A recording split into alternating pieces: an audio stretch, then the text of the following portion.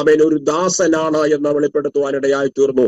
ലൂക്കോസ് യേശു കർത്താവ് പൂർണ്ണ മനുഷ്യൻ എന്ന് വെളിപ്പെടുത്തി. യോഹന്നാൻ യേശു ക്രിസ്തു ദൈവമെന്ന് വെളിപ്പെടുത്തി. ആമേൻ, ഹല്ലേലൂയ. അങ്ങനെ ഈ സുവിശേഷങ്ങൾ നാലും നമ്മൾ പരിശോധിക്കുമ്പോൾ സമവീക്ഷണ സുവിശേഷങ്ങളിൽ യേശുക്രിസ്തുവിനെ വളരെ ശക്തമേറിയ നിലകളിൽ യേശുവിന്റെ അത്ഭുതങ്ങൾ, യേശുവിന്റെ പ്രവർത്തികൾ, യേശുവിന്റെ പ്രസംഗങ്ങൾ, ഇങ്ങനെയുള്ള എന്നിത്യാദി കാര്യങ്ങൾ, യേശുവിന്റെ വാക്കുകൾ, യേശു നടന്നത്, ഇരുന്നത്, യേശു ചെയ്തതൊക്കെ രേഖപ്പെടുത്തിയിട്ടുണ്ട്. പക്ഷെ മുഴുവൻ കാര്യങ്ങൾ രേഖപ്പെടുത്തിയാൽ ഈ ലോകത്തിൽ ഒരു പുസ്തകത്തിലും കൊള്ളത്തില്ല. ഞാൻ അതിനകത്തുനിന്ന് ഒരു ദൂത് നിങ്ങളോട് കൈമാറാൻ താല്പര്യപ്പെടുകയാണ്. എന്റെ ദൈവത്തിന്റെ അടുക്കൽ വന്നിട്ട് നമ്മുടെ കർത്താവിനെ അറിഞ്ഞിട്ട് ഇന്ന് വരെ നീ പൂർണ്ണമായി ഒന്ന് അറിഞ്ഞിട്ടില്ല എന്ന് നമ്മൾ തിരിച്ചറിയണം. എന്റെ യേശു കർത്താവ്, നമ്മുടെ കർത്താവിനെ ഇതുവരെ കണ്ടിട്ടില്ല. അപ്പോസ്തലൻ അങ്ങനെയാ പറയുന്നത്. നിങ്ങൾ കർത്താവിനെ നമ്മൾ ഇതുവരെ എന്ത് ചെയ്തിട്ടില്ല? കണ്ടിട്ടില്ല. എന്ന് വെച്ചാൽ നമ്മൾ കർത്താവിനെ എന്ത് ചെയ്തിട്ടില്ല? നേരിൽ കണ്ടിട്ടില്ല. നമ്മൾ കാണും. എത്ര പേർക്ക് ഉറപ്പുണ്ട്? എന്റെ കർത്താവിനെ ഞാൻ കാണും. അന്ന് ഞാൻ ആ യേശു കർത്താവിനെ, എനിക്ക് വേണ്ടി കഷ്ടം സഹിച്ച, എനിക്ക് വേണ്ടി ത്യാഗം സഹിച്ച, എനിക്ക് വേണ്ടി ആമേശുത്ര മുറിവേറ്റ, എനിക്ക് വേണ്ടി നിന്നയേറ്റ, പഴിയും ദുഷിയുമേറ്റ, പരസ്യമായി എനിക്ക് വേണ്ടി ക്രൂശിൽ യാഗമായി മാറിയ എന്റെ കർത്താവിനെ, ആ പൊന്നുമുഖത്തെ ഞാൻ അന്ന് കാണും. ആമേൻ. അന്യനല്ല, എന്റെ സ്വന്തം കണ്ണാൽ തന്നെ ഞാൻ കാണും. വിശ്വസിക്കുന്നവർ ദൈവത്തിന് സ്തോത്രം പറഞ്ഞാട്ടെ. യേശു കർത്താവ് തന്റെ ശിഷ്യന്മാരുമായി കടന്നു പോകുമ്പോൾ പരസ്യ ശുശ്രൂഷ കാലഘട്ടങ്ങളിൽ ശമരിയ വഴിയായി കടന്നുപോയി. ഈ ശമരിയ പട്ടണത്തിന്റെ പ്രത്യേകത എന്താ എന്ന് ചോദിച്ചു കഴിഞ്ഞാൽ, ശമരിയയ്ക്ക് ഒരുപാട് പ്രത്യേകതകളുണ്ട്. ശലോമോൻ രാജാവിന്റെ മകനായ രെഹബെയാം രാജാവിന്റെ കാലത്ത് ശലോമോൻ ജനത്തിന്റെ മേൽ ചുമത്തിയ ഭാരമുള്ള നികുതികളാകുന്ന നികം ഇളച്ചു കൊടുക്കുന്നതിന് വേണ്ടി ജനങ്ങൾ ആവശ്യപ്പെട്ടു. എന്നാൽ ഈ രെഹബെയാം രാജാവ് വിവേകശാലികളായ പ്രായമുള്ളവരുടെ ആലോചനയെ അവഗണിച്ച് യൗവനക്കാരായ തന്റെ സ്നേഹിതന്മാരുടെ ആലോചന പ്രകാരം യാതൊരു ഇളവും ചെയ്തു കൊടുത്തില്ലെന്ന് മാത്രമല്ല, കുറെ കൂടെ അവരെ കഠിനമായി പീഡിപ്പിക്കുവാനിടയായി തീർന്നു. ഇങ്ങനെ പീഡകൾ കഠിനമായി കടന്നു വന്നു. 1 രാജാക്കന്മാരുടെ പുസ്തകം 12:11. അതല്ല എന്റെ കുറിവാക്യം, ഞാൻ ആ ഭാഗം പശ്ചാത്തലം പറഞ്ഞു എന്ന് മാത്രമേ ഉള്ളൂ. ശലോമോൻ രാജാവിന്റെ കാലത്ത് രാജാവിനോട് പിണങ്ങി മിസ്രയീമിലേക്ക് ഓടിപ്പോയിരുന്ന രെഹബെയാമിനെ ജനങ്ങൾ ക്ഷണിച്ചു വരുത്തി. അവനെ ഇസ്രായേലിന്റെ 10 ഗോത്രങ്ങൾക്ക് രാജാവാക്കി വെക്കുവാനിടയായി തീർന്നു. ചരിത്രം നമുക്ക് നന്നായിട്ട് അറിയാം. ഈ യഹൂദ ഗോത്രം, അത് ഇസ്രായേൽ രാജ്യമെന്നും യഹൂദ ഗോത്രമെന്നും ബെന്യാമിൻ ഗോത്രമെന്നും ഉൾപ്പെട്ട തെക്കേ രാജ്യത്തിന്, അതായത് യഹൂദ രാജ്യമെന്നും അറിയപ്പെടുന്നത്. നമുക്കറിയാം ശലോമോന്റെ മകൻ യെരോബെയാമിന്റെ കാലത്താണ് ഈ ഗോത്രങ്ങൾ, അതായത് ഇസ്രായേൽ രണ്ടായി വിഭജിക്കപ്പെടുന്നത്. രണ്ടായി ഇസ്രായേൽ ഗോത്രങ്ങൾ വിഭജിക്കപ്പെടുമ്പോൾ തെക്കേ രാജ്യമെന്നും വടക്കേ രാജ്യമെന്നും അറിയപ്പെടുന്ന യഹൂദ എന്നും ഇസ്രായേൽ എന്നും രണ്ടായി വിഭജിക്കപ്പെടുകയാണ്. സ്തോത്രം. അങ്ങനെ വിഭജിക്കപ്പെട്ടു പോയിരിക്കുന്ന ഈ രാജ്യത്തിനകത്തും സ്തോത്രം, ഒന്ന് നിങ്ങൾ തിരിച്ചറിയണം, പഴയ നിയമത്തിൽ ഒരു വ്യക്തിയാകുന്ന യാക്കോബിൽ നിന്നും അവനെ ഇസ്രായേൽ എന്ന് പേര് പറഞ്ഞ് അവന്റെ 13 മക്കളിൽ 12 ആൺമക്കൾ, ഒരാള് സഹോദരി, ഒരു മകളാണ്, മകളുടെ പേര് പരാമർശിക്കുന്നില്ല. 12 ആൺമക്കളെ എടുത്ത് ഒരു രാഷ്ട്രം രൂപീകരിക്കുവാൻ ദൈവത്തിന് പദ്ധതി ഉണ്ടായിരുന്നു. ആ രാഷ്ട്രം രൂപീകരിക്കുന്നതിന് മുൻപ്, ഒരു ജാതിയെ ദൈവത്തിന് വേണ്ടി വേർതിരിക്കുന്നതിന് മുൻപ് ഒരു വ്യക്തിയാകുന്ന ഇസ്രായേലിനെ ഓടിച്ചിട്ട് മരുഭൂമിയിൽ അനുഗ്രഹിച്ച ദൈവമാണ് നമ്മുടെ കർത്താവ്. ഇന്ന് രാത്രിയിൽ അത് തിരിച്ചറിയണം. സ്തോത്രം. എന്ന് വെച്ചാൽ അബ്രഹാമിന്റെ ദൈവം, ഇസഹാക്കിന്റെ ദൈവം, ആ ദൈവം തന്നെ യാക്കോബിനെ അനുഗ്രഹിക്കുവാൻ വേണ്ടി ശ്രമിക്കുമ്പോൾ ഈ ദൈവമാകുന്ന, പിതാക്കന്മാരുടെ ദൈവമാകുന്ന ദൈവം യാക്കോബിനും ദൈവമായിരിക്കേണ്ടതിന് അവനെ അനുഗ്രഹിക്കുവാൻ വേണ്ടി നോക്കിയിരിക്കുകയാണ്. പക്ഷെ ഇവന് ഉപായിയാകയാൽ അപ്പനെയും പറ്റിച്ച് അമ്മയും പറ്റിച്ച് അമ്മയുടെ അനുഗ്രഹം മേടിച്ചിട്ട് ജ്യേഷ്ഠാവകാശം തട്ടിയെടുത്ത് ഉപായിയായവൻ ഓടി മറയുമ്പോൾ അവന്റെ മുൻപിൽ ഒരു സൂര്യൻ അസ്തമിച്ചു. ഇന്ന് രാത്രി തിരിച്ചറിയണം, എത്ര അനുഗ്രഹങ്ങൾ ഒരു പൈതലിന്റെ ഒരു വ്യക്തിയുടെ അടുക്കലുണ്ടെങ്കിലും, എന്തെല്ലാം നന്മകൾ കയ്യിലുണ്ടെങ്കിലും അവന്റെ മുൻപിൽ സൂര്യൻ അസ്തമിച്ചിരിക്കും. ആ സൂര്യൻ അസ്തമിക്കുന്ന സമയത്ത് ഈ യാക്കോബ് തലയണയായി ഒരു കല്ലെടുത്തു വെച്ച് അവൻ അവിടെ കിടന്നുറങ്ങി. കിടന്നുറങ്ങിയിട്ട് അവൻ ഉറക്കമുണർന്നപ്പോൾ ആ ഉറങ്ങുന്ന സമയത്ത് അവൻ ഒരു ദർശനം കാണുകയാണ്. സ്വർഗത്തിലെ ദൈവത്തിന്റെ അടുക്കൽ നിന്നുകൊണ്ട്, ദൈവം അവന്റെ അടുക്കൽ കണ്ടോ ദർശനം. യാക്കോബിന്റെ ജീവിതത്തിൽ വന്ന ചില പ്രതിസന്ധികൾ, ചില വിഷയങ്ങൾ, അവൻ കണ്ട ദർശനങ്ങൾ, അവന്റെ ജീവിതത്തിൽ ഇടപെട്ട ചില രാത്രികൾ, ഇതൊക്കെ തിരുവചനം നമ്മൾ പരിശോധിക്കുമ്പോൾ സവിസ്തരമായി ബൈബിളിൽ അത് രേഖപ്പെടുത്തിയിട്ടുണ്ട്. അതുകൊണ്ട് എടുത്ത് വായിക്കുന്നില്ല. ഞാൻ രക്തചുരുക്കം കമ്പിവാചകം പോലെ പറഞ്ഞു വിട്ടിട്ട് അവൻ ശമരിയ പട്ടണത്തെ തൊട്ട് കർത്താവിനെ ഇന്ന് രാത്രിയിൽ ഒന്ന് പരിചയപ്പെടുത്താൻ താല്പര്യപ്പെടുകയാണ്. ശമരിയ പട്ടണത്തിൽ യേശു ചെയ്ത അത്ഭുതത്തെ കുറിച്ച് രാമേശ്വരം ഹല്ലേലൂയ രാമൻ ഇന്ന് രാത്രിയിൽ ഒന്ന് പറയാൻ താല്പര്യം. അതിനാണ് ഞാൻ ഈ ഹിസ്റ്ററിയിലേക്ക് ഒന്ന് പോയത്. അപ്പോൾ ഈ ശമരിയ പട്ടണം രാമേശ്വരം ഈ യാക്കോബിനെ ദൈവം അനുഗ്രഹിച്ച് അവന്റെ മക്കളെ കൊണ്ട് ഒരു രാഷ്ട്രമായി രൂപീകരിക്കുവാൻ വേണ്ടി മരുഭൂമിയിൽ ഓടിച്ചിട്ട് അനുഗ്രഹിച്ച ഒരു ദൈവമാണ് എന്റെ ദൈവമെങ്കിൽ, ദൈവത്തിന്റെ സന്നിധി വിട്ട് അല്ലെങ്കിൽ ദൈവത്തെ അറിയാതെ ദൈവം കണ്ടിട്ടുണ്ടായിട്ടും ദൈവം വിളിക്കപ്പെടാനിരുന്നിട്ടും ദൈവത്തിന് മുന്നറിവും മുൻനിർണയം ഉണ്ടായിരുന്നിട്ടും ആ ദൈവത്തിൽ നിന്നും മാറി നിൽക്കുന്ന അനവധി നിരവധി പ്രിയമുള്ളവരെ കർത്താവ് അതിന്റെ സമയത്ത് സന്ദർശിച്ചിരിക്കും. എത്ര പേർക്ക് ഉറപ്പുണ്ട്? ഞാൻ ഒരു യാക്കോബായ സമുദായത്തിൽ ജനിച്ചു വളർത്തപ്പെട്ട പത്തനംതിട്ട സ്വദേശിയായ ആറന്മുളക്കാരനായ ഒരു വ്യക്തിയാണ്. ആമേശ്വത്രം അതിനകത്തുനിന്ന് എന്റെ മാതാവ് ഈ യാഥാർത്ഥ്യം തിരിച്ചറിഞ്ഞ് പെന്തക്കോസ്ത്, ഇതൊരു പെന്തക്കോസ് സഭയല്ല കേട്ടോ, പെന്തക്കോസ് എന്ന് പറഞ്ഞ അനുഭവം നമ്മൾ ആദ്യം തിരിച്ചറിയണം. പലർക്കും ഈ കാലഘട്ടങ്ങളിൽ അത് അറിയത്തില്ല. പെന്തക്കോസ്ത് ഒരു അനുഭവമാണ്. പെന്തക്കോസ് എന്ന് പറയുന്നത് ഒരു സഭയല്ല, അതൊരു അനുഭവമാണ്. ആ അനുഭവം പ്രാപിച്ച ഒരു ദൈവ പൈതൽ പരിശുദ്ധാത്മ നിറവിൽ നിന്ന് ദൈവത്തെ ആരാധിക്കാൻ തുടങ്ങിയപ്പോൾ ബന്ധിക്കപ്പെട്ട് കിടന്നിരുന്ന കുടുംബത്തിനകത്ത് നിന്നും 6 മക്കൾ പുറത്തു വന്നു. അതിലൊരാളാണ് ഞാൻ. ഇന്ന് കർത്താവിന്റെ വേലയിൽ നിൽക്കുന്ന അനുഗ്രഹിക്കപ്പെട്ട കർത്തദാസന്മാർ എന്റെ കുടുംബത്തിലുണ്ട്, എന്റെ വീട്ടിലുണ്ട്, എന്റെ സഹോദരങ്ങളുണ്ട്, ഞാനുമുണ്ട്. ഞാൻ പറഞ്ഞതിന്റെ സാരം, ഒരാളെ ചൊല്ലി നമ്മൾ കരയുകയാണെങ്കിൽ, ഒരു വ്യക്തിയെ ചൊല്ലി നാളുകളായി പ്രാർത്ഥിക്കുന്നുണ്ടെങ്കിൽ, ഒരാളുടെ വിടുതലിന് വേണ്ടി ദൈവസ്ഥലിൽ മുഴങ്കാലും അടക്കിയിട്ടുണ്ടെങ്കിൽ, ദീർഘനാളുകളായി കാലങ്ങളായി പ്രാർത്ഥിക്കുന്ന പ്രാർത്ഥനകളുടെ മറുപടി ഇതുവരെ വെളിപ്പെട്ടില്ലല്ലോ കർത്താവേ, എന്റെ ജീവിതത്തിൽ എന്തുകൊണ്ടൊന്ന് വെളിപ്പെടുന്നില്ല, നിന്റെ ആ കരം എന്റെ ജീവിതത്തിൽ ഒന്ന് ഇറങ്ങി വരുന്നില്ലെന്ന് ആരെങ്കിലും എന്റെ രാത്രി ചിന്തിക്കുന്നവരുണ്ടെങ്കിൽ ഞാനൊരു കാര്യം പറയാം. നമ്മൾ പ്രതീക്ഷിക്കുന്ന സമയത്തായിരിക്കയില്ല ദൈവത്തിന്റെ പ്രവൃത്തി എന്ന് പറയുന്നത്. നിന്റെ മുൻപിൽ സൂര്യൻ അസ്തമിക്കുന്ന സമയമുണ്ട്. ആ രാത്രി ദൈവത്തിന് പ്രവർത്തിപ്പാനുള്ള വിലപ്പെട്ട സമയമാണെന്ന് ഓർത്തോണം. അങ്ങനെ ഒരു രാഷ്ട്രത്തെ രൂപീകരിച്ചു. ആമേശ്വത്രം ഈ 12 ഗോത്രങ്ങളാക്കി 12 മക്കൾ അവരുടെ 12 ഗോത്രങ്ങളായി തിരഞ്ഞെടുക്കുന്നു. ചരിത്രം നമുക്ക് നന്നായിട്ട് അറിയാം. ഇങ്ങനെ പോകുന്ന ഈ ഇസ്രായേൽ എന്ന രാഷ്ട്രം ആമേശ്വത്രം ഈ 12 ഗോത്രങ്ങൾ 2ആയി വിഭജിക്കപ്പെടുകയാണ്. 2ആയി വിഭജിക്കപ്പെടുന്ന സാഹചര്യം നമുക്കറിയാം. അവരുടെ തീരുമാനങ്ങൾ നമുക്കറിയാം. പക്ഷേ സ്വർഗത്തിലെ ദൈവം അവരെ വിട്ടില്ല കേട്ടോ, സ്വർഗത്തിലെ ദൈവം അവരെ വിട്ടില്ല. ഈ ശമര്യർ ആരാണ് എന്നുള്ളത് നമ്മൾ യഥാർത്ഥമായി തിരിച്ചറിയണം. ശമര്യരെ പറ്റി പഠിക്കുമ്പോൾ ഒരുപാട് കാര്യങ്ങൾ അതിനകത്ത് നിന്ന് നമുക്ക് മനസ്സിലാക്കേണ്ടതായിട്ടുണ്ട്. ശമരിയ പട്ടണത്തെ പറ്റി നമ്മൾ പഠിക്കുമ്പോൾ ആമേശ്വത്രം ഒരുപാട് പ്രതിസന്ധികൾ അനുഭവിച്ചാണ് ഈ പട്ടണം മുൻപോട്ട് പോയത്. വന്യമൃഗങ്ങളുടെ ഉപദ്രവം ശമര്യർക്കുണ്ടായിരുന്നു. പല സ്ഥലങ്ങളിൽ നിന്ന് വന്ന ജനങ്ങൾ ശമര്യയിൽ പാർക്കുവാൻ വേണ്ടി ആരംഭിച്ചപ്പോൾ സിംഹങ്ങൾ അവരെ ആക്രമിക്കാൻ തുടങ്ങിയെന്ന ചരിത്രം വരെ പറയുന്നത്. ഇസ്രായേലിന്റെ ദൈവത്തെ തങ്ങൾ ആരാധിക്കാത്തത് കൊണ്ടാണ് സിംഹങ്ങളുടെ ഉപദ്രവം ഉണ്ടാകുന്നതെന്ന് മറ്റുള്ളവർ പറഞ്ഞവരെ കളിയാക്കാൻ തുടങ്ങി. അങ്ങനെ മാറ്റി നിർത്തിയിരുന്ന ഒരു കൂട്ടമായിരുന്നു ഈ ശമരിയർ. നമുക്കറിയാം യഹൂദൻ ഈ ശമരിയ വഴി കടന്നു പോകത്തില്ല. യഹൂദ ഈ 3 ജില്ലകളായി അറിയപ്പെടുന്ന ശമരിയ ഗലീലിയ യഹൂദിയ, ഇങ്ങനെ ഇവർ പോകുമ്പോൾ അതിരുവഴിയായി ദീർഘദൂരം സഞ്ചരിച്ചാണ് ഇവർ യാത്ര ചെയ്തുകൊണ്ടിരുന്നത്. ഈ ശമര്യരുമായിട്ട് ഒരു ബന്ധവും അവർ പുലർത്തിയിരുന്നില്ല. ശമര്യരുടെ ആരാധന എന്താണ്? അശൂർ രാജാവ് ഇസ്രായേലിലെ പ്രവാസികളിൽ നിന്ന് ഒരു പുരോഹിതനെ ശമര്യയിലേക്ക് അയച്ചു കൊടുക്കുന്നു. ആ പുരോഹിതനെ യഹോവയെ ഭജിക്കുന്ന വിധം അവർക്ക് ഉപദേശിച്ചു കൊടുത്തു. പക്ഷേ അവർ യഹോവയെ ആരാധിക്കാതെ അതോടുകൂടെ തങ്ങളുടെ സ്വന്തം ദേവന്മാരെ കൂടെ കൊണ്ടിരുത്തി ആരാധനാ കർമ്മങ്ങൾ നടത്തിയിട്ട് ആ ആരാധന മുൻപോട്ട് കൊണ്ടുപോയപ്പോൾ ജീവനുള്ള ദൈവത്തെ മറന്നു കളഞ്ഞ് സമ്മിശ്ര ജാതിയായി മാറുക മാത്രമല്ല, അവർ അന്യ ദൈവത്തെ ആരാധിച്ചു എന്നൊരു കാരണത്താൽ ഇവരെ മാറ്റി നിർത്തിയവരാണ് യഹൂദന്മാർ. ആമേശ്വത്രം ശമര്യക്കാർ ഒരു സങ്കര ജാതികളായി അവരെ അറിയപ്പെട്ടവരാണ്. ഞാനൊരു കാര്യം നിങ്ങളോട് പറയട്ടെ, ഈ കാലഘട്ടങ്ങളിൽ വേർതിരിച്ചു നിർത്തുന്നുണ്ടെങ്കിൽ, ഗ്രൂപ്പ് കളിക്കുന്നുണ്ടെങ്കിൽ, മറ്റുള്ളവരുടെ മുമ്പിൽ കൂട്ടാനോ പറയാനോ ഒരു സ്തോത്രം പറയാനോ ഒന്ന് കൈ കൊടുക്കാനോ ഒരു വിശുദ്ധ ചുമനം കൊടുക്കുവാനോ കഴിയാതെ സഭയ്ക്കകത്ത് പോലും ആത്മീയരുടെ ഇടയിൽ പോലും ആമേശ്വത്രം ഗ്രൂപ്പ് മാറ്റി നിർത്തി, ഗ്രൂപ്പ് തിരിച്ച് ആമേശ്വത്രം ചിലരോട് മിണ്ടത്തുള്ളൂ, ചിലരോട് സംസാരിക്കത്തുള്ളൂ, ചിലർക്ക് വിശുദ്ധ ചുമനം കൊടുക്കത്തുള്ളൂ, ചിലരോട് കൂടെ മാത്രമേ കൂട്ടായ്മ ആചരിക്കത്തുള്ളൂ, ചില വീടുകളിൽ മാത്രമേ പ്രാർത്ഥനയ്ക്ക് പോകത്തുള്ളൂ. ഇങ്ങനെ വേർതിരിവ് കാണിക്കുന്ന ഒരു ദൈവ പൈതലിനെ അവർ ദൈവ പൈതലെന്നും പറയാൻ പറ്റുകയില്ല. കാരണം ദൈവം നമ്മുടെ കർത്താവ് ശമരിയ പട്ടണത്തിലേക്ക് ചെന്ന് ഒരു പാപിനിയായ സ്ത്രീ, ശമരിക്കാരി സ്ത്രീയെ കണ്ട് അവളുമായി സംസാരിച്ച് അവര് യഹൂദനുമായിട്ടുള്ള ആ വേർതിരിവ് മാറ്റിയിട്ട് ശമരിയ പട്ടണത്തെ പിടിച്ചുലയ്ക്കുവാൻ വേണ്ടി നടന്നു കയറിയ കർത്താവിന്റെ സാക്ഷികളാണ്, ആ ക്രിസ്തുവിന്റെ മക്കളാണ് നമ്മളെങ്കിൽ, ആ ദൈവത്തിന്റെ സ്വഭാവമാണ്,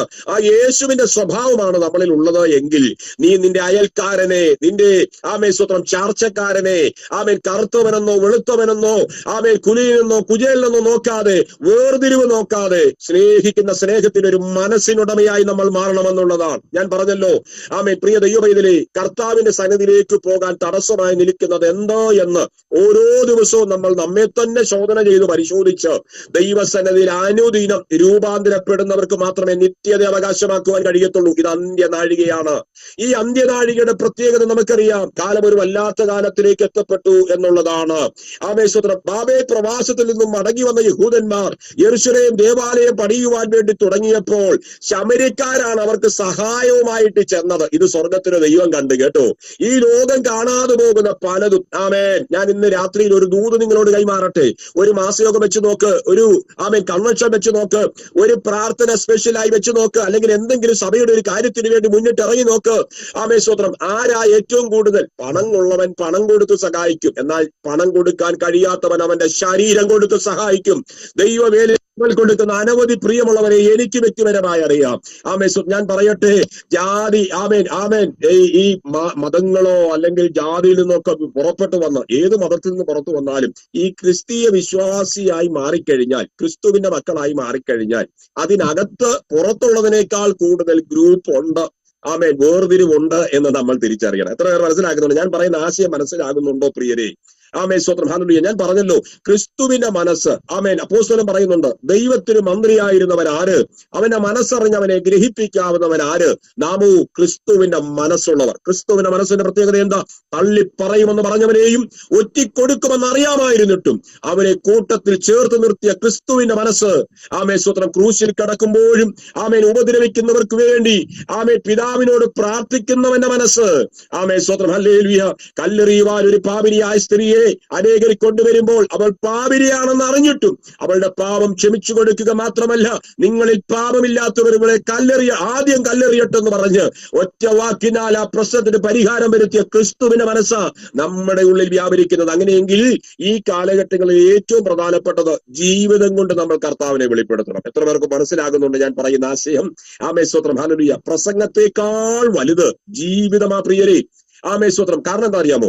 ഈ പരിശുദ്ധാത്മാവ് നിങ്ങളുടെ മേൽ വരുമ്പോൾ, നിങ്ങളുടെ മേൽ വരുമ്പോൾ നിങ്ങൾ ശക്തി ലഭിച്ചിട്ട് യെരൂശലേമിൽ, യഹൂദയിൽ, ശമര്യയിൽ, എല്ലാവരുടെ ഭൂമിയുടെ അറ്റത്തോളം പോയി എന്റെ സാക്ഷിയായി തീരുമെന്ന കർത്താവ് ശിഷ്യന്മാരോട് പറഞ്ഞത്. അപ്പൊ ഈ പരിശുദ്ധമായ ഹോളി സ്പിരിറ്റ് ഒരാളുടെ മേൽ വന്നു കഴിഞ്ഞാൽ അവൻ ദിവ്യ സ്വഭാവത്തിന് ഉടമയായി മാറുകയാണ്. ദിവ്യ സ്വഭാവത്തിന് ആ വ്യക്തി ഉടമയായി മാറിക്കഴിയുമ്പോൾ ആ വ്യക്തി സ്തോത്രം പിന്നെ ക്രിസ്തുവിനെയാണ് വെളിപ്പെടുത്തുന്നത്. ഒരുവൻ ക്രിസ്തുവിനെ ധരിച്ചിരിക്കുന്നു. ഹല്ലേലൂയ. ഒരുവൻ ക്രിസ്തുവിലായാൽ അവൻ പുതിയ സൃഷ്ടി എന്ന് പറയുന്നത് പോലെ, പൗലോസ് പറഞ്ഞാൽ ക്രിസ്തുവിനെ ധരിച്ചിരിക്കുന്നു എന്ന് പറയുന്നത് പോലെ, നമ്മൾ ക്രിസ്തുവിന്റെ പത്രങ്ങളായി മറ്റുള്ളവർ മുമ്പിൽ നമ്മൾ കർത്താവിനെ തന്നെ വെളിപ്പെടുത്തണം. ലോകം നമ്മളെ നോക്കുമ്പോൾ വേർപെട്ട ദൈവത്തെ ആരാധിക്കുന്ന ദൈവവൈദ്യൻ ആരാണെന്നുള്ളത് നമ്മളിൽ കൂടെ തന്നെ വെളിപ്പെടുത്തി കൊടുക്കേണ്ടത് ആവശ്യമാണ്, അത്യന്താപേക്ഷിതമാണ്. സ്തോത്രം. ഹല്ലേലൂയ. നിങ്ങൾക്ക് മനസ്സിലാകുന്നുണ്ടോ ദൈവത്തിന്റെ ഇടപെടൽ എങ്ങനെയായിരുന്നു? ഈ ശമരിയ പട്ടണത്തിലേക്ക് കർത്താവ് ഒന്ന് കടന്നു കയറി. യേശുവിന്റെ മനോഭാവം എന്താണ്? മോശയുടെ പഞ്ചഗ്രന്ഥങ്ങളല്ലാതെ പ്രവാചക ഗ്രന്ഥങ്ങളൊന്നും ശമരിയർ തിരുവെഴുത്തായി സ്വീകരിച്ചില്ല എന്ന് ഈ കർത്താവിന് നല്ലവണ്ണം അറിയാം. യഹൂദ മത അനുസാരികളെല്ലാം ശമര്യര്, ഈ യഹൂദ കൂട്ടം അല്ലെങ്കിൽ യഹൂദന്മാർ മുഴുവൻ ശമര്യരെ വെറുത്തിരുന്നു എന്ന് കർത്താവിന് നല്ലവണ്ണം അറിയാം. തീർന്നില്ല. ഇസ്രായേൽ ഗ്രഹത്തിലേക്ക് കാണാതെ പോയ ആടുകളുടെ അടുക്കലേക്കല്ലോ എന്നെ ഞാൻ വന്നിരിക്കുന്നതെന്നും കാണാതെ പോയ അടുക്കലേക്ക് അല്ലാതെ എന്നെ അയച്ചിട്ടില്ല എന്ന് പറഞ്ഞ കർത്താവ് മനുഷ്യൻ തിരസ്കരിച്ച് കളഞ്ഞതിനെ, വേർതിരിച്ചു മാറ്റി നിർത്തിയതിനെ, ദൈവത്തിൽ നിന്ന് അകന്നു മാറിയതിനെ, ഉൾക്കൊള്ളാത്തതിനെ തേടി കർത്താവ് അവരുടെ അടുക്കിലേക്ക് ചെല്ലുകയാണ്. കുറിവാക്യമായി ഞാൻ എടുക്കാൻ താല്പര്യപ്പെടുന്ന ഒരു വേദഭാഗമാണ് ആമേശ്വത്രം അപ്പോസ്തല പ്രവർത്തിയുടെ പുസ്തകം 8-ാം അധ്യായം.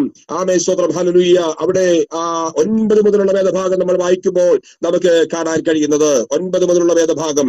അവിടെ നമുക്ക് വ്യക്തമായി കാണാൻ കഴിയുന്ന ഒരു പദമുണ്ട്. എന്താ സംഭവം എന്നറിയാമോ? മന്ത്രവാദിയായ ശീമോന്റെ ഒരു കപട വിശ്വാസം എവിടെയാണെന്നറിയാമോ? ഈ ഫിലിപ്പിയർ ശമരിയിൽ ചെല്ലുന്നതിന് മുൻപ് തന്നെ അവിടെ മന്ത്രവാദിയായിരുന്ന ഒരു ശീമോൻ തന്റെ ആവിചാരം കൊണ്ട് ജനത്തെ വശത്താക്കി തന്റെ കൂട്ടത്തിലാക്കുന്നു എന്ന് ഈ ആമേശ്വരം ഫിലിപ്പോസ് മനസ്സിലാക്കി. ഫിലിപ്പോസ് മനസ്സിലാക്കി എന്ന് മാത്രമല്ല, ജനത്തെ കണ്ട് ഈ ആഭിചാര്യ പ്രവർത്തികൾ മൂലം ജനത്തെ ഇവൻ ഭ്രമിപ്പിച്ചു കൊണ്ടുവരികയായിരുന്നു എന്നാണ് ആ വേദഭാഗം നമുക്ക് കാണാൻ കഴിയുന്നത്. 9-ാം വാക്യം മുതൽ ഞാനിവിടെ പരാമർശിക്കട്ടെ. എന്നാൽ ശീമോൻ എന്ന് പേരുള്ള ഒരു പുരുഷൻ ആ പട്ടണത്തിൽ ആഭിചാരം ചെയ്ത് താൻ മഹാൻ എന്ന് പറഞ്ഞ് ശമരിയ ജാതിയെ ഭ്രമിപ്പിച്ചു. ആമേൻ. ശ്രദ്ധിച്ചു കേൾക്കണം. ശമരിയ ജാതിയെ തന്നെ അവൻ എന്ത് ചെയ്തു? ഭ്രമിപ്പിച്ചു പോരുകയാണ്.